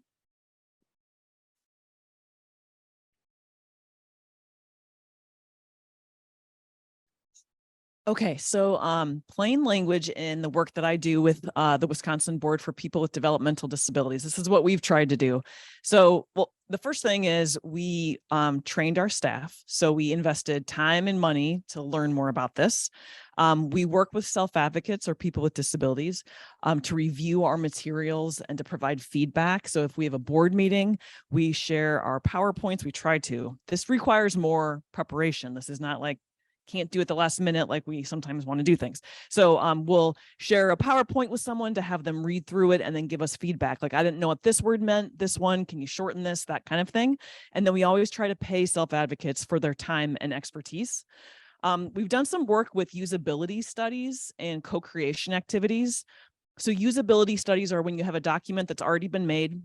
You pull together a small group of people. We did it via Zoom, and the people that we identified are people that are going to be using this document because we want to get their feedback for what they think about this document. And then on our Zoom meeting, we share it with them and we like walk through it and we just ask them questions like, did you understand what this meant? What did this say to you? That kind of thing. And it's fascinating to hear what people's interpretations are of things. So it's a great tool to use. And then somebody brought up a question about plain language. And plain language does not mean we shorten everything. It's not just about shortening. You have to give people the essential information, the information they need to know. And so one thing we learned through our usability study was that we had a document that was explaining voting and getting your registration or whatever. And that's very complicated. There's lots of steps. And what we heard was, it's okay for this to be a multi-page document with lots of white space than a dense document. So, because I was in my mind always trying to shove things into like small amounts of, fewer pieces of paper, because that seems less intimidating in some way, save some paper. But what we heard was make it longer, but have more white space in it. And then co-creation activities are when you create a document with the stakeholder or with somebody who's going to be using that document. You create it together. And they were talking about, Cindy and Nancy were talking about the Living Well project, and they did that throughout the project. They had lots of self-advocates involved. So when they created materials, they had people actually creating them together. So we know what to include, what not to include. We've used the patient education materials assessment tool where there's a link. So when you go to the conference website, you can get to the links of the PowerPoints and stuff. So you can have this all as an electronic document. This is a great tool. It comes out of the health profession, but you can totally use it for any other topic. And it's almost like a rubric. It walks you through yes and no questions. So you have your document that you want to review, you have this tool, and it helps you understand the understandability of your document, if it can be easily understood, and the actionability. Can people take action and follow the steps that you're saying to do? And then the last thing I put here is negotiating edits with each other and with our partners. Like, people get really like connected to their writing and personal about their writing, and sometimes it's hard to get edits. So you have to sometimes do a little, finesse.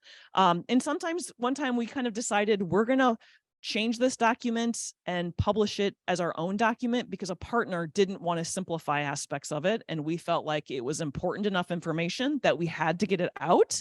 So we were kind of disengaging from the partnership for this one document in order to get something out that we thought would be effective.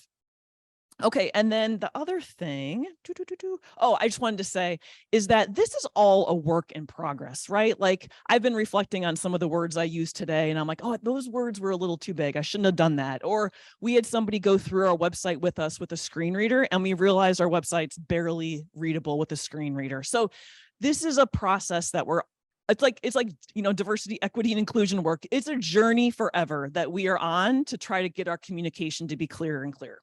So a couple of other things we do at BPDD, just to try to make our projects more accessible to everybody, is we grant out a lot of funds. And so we used to have to ask people to write a quarterly report. And a lot of people don't like writing, you know, that's not everyone's jam. So now we do quarterly calls where we have a call, it's an interview, and I type their answers. And what I find is even for people who like writing is you get so much more rich information because you just are having a conversation and you can keep asking questions. We've also tried to revise our applications to put them in plain language and to make them so that we're granting our money out to the people with the best ideas, not the best writers or the best grant writers. And we have an option for some of our grants to apply over the phone. And this last bullet about consider high and low context cultures, one of our board members pointed out to us that cultures have different views of language. So a high context culture uses relationships and the context of the conversation, and they're much more nuanced in their communication style.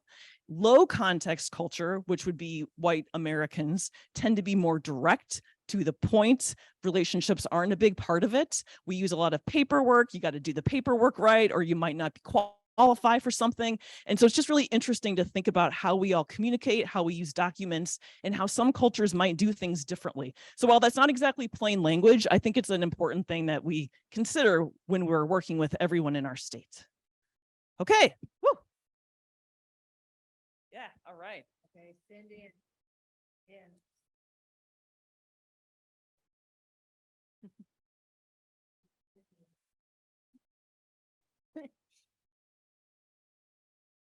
All right. You want me to start?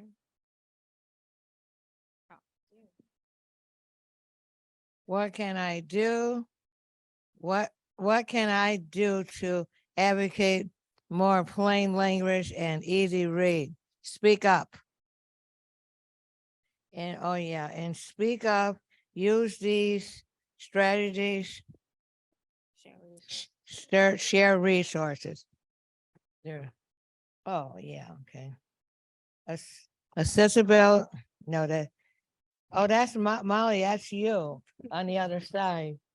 It says on this side. Just focus right here. Oh, it's focused on here, but it's Molly, not me. It's okay. Want me to take over? No, Molly's got it. Yeah, this is accessibility. No, that's just the wrong page. We're on here now. Oh. Do I supposed to do this speak up thing? I can go if you want. I can do it since it's. Yeah. It's okay and important to say something when you don't understand something you hear or read. Understand. Now you can read and then. I'll get the Okay. next one. Ask people to put materials into plain language or easy read. Most people don't know what plain language or easy read means, so this is your chance to educate them. In virtual meetings, consider putting in chat what acronyms and jargon stand for when they are used by the speaker. Use plain language and easy read strategies. The best language to use is the language people can understand. Examine your work culture. You might have to speak up. Remember that you are writing to express and not impress. You don't have to prove you are smart by using big words. You are smart and competent. Acknowledge that it can be hard to speak up as the speaker. Use to make sure you understand the audience understands. Share resources. These are some great resources on plain language. And a few tools too. And these are some resources on accessibility and social media.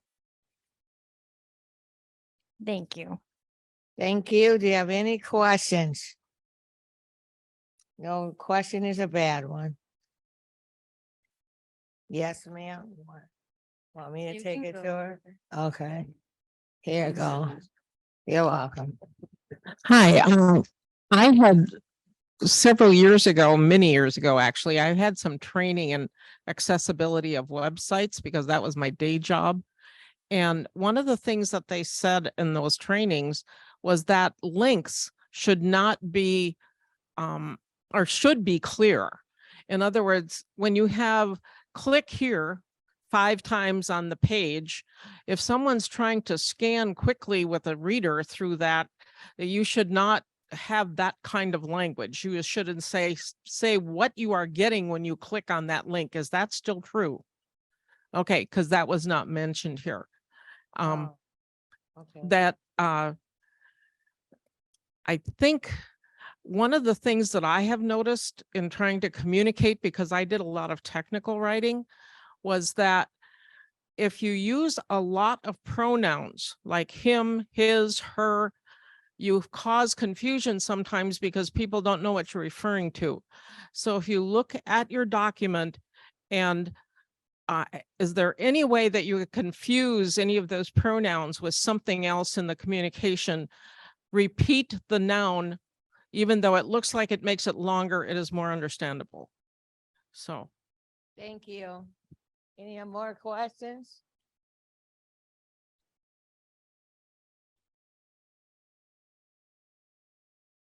You have, what do you say? Oh, yeah, we have some stuff for you to do surveys. Yeah.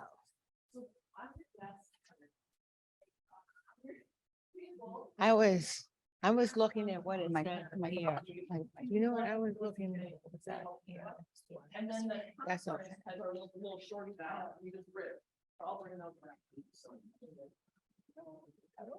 Awesome.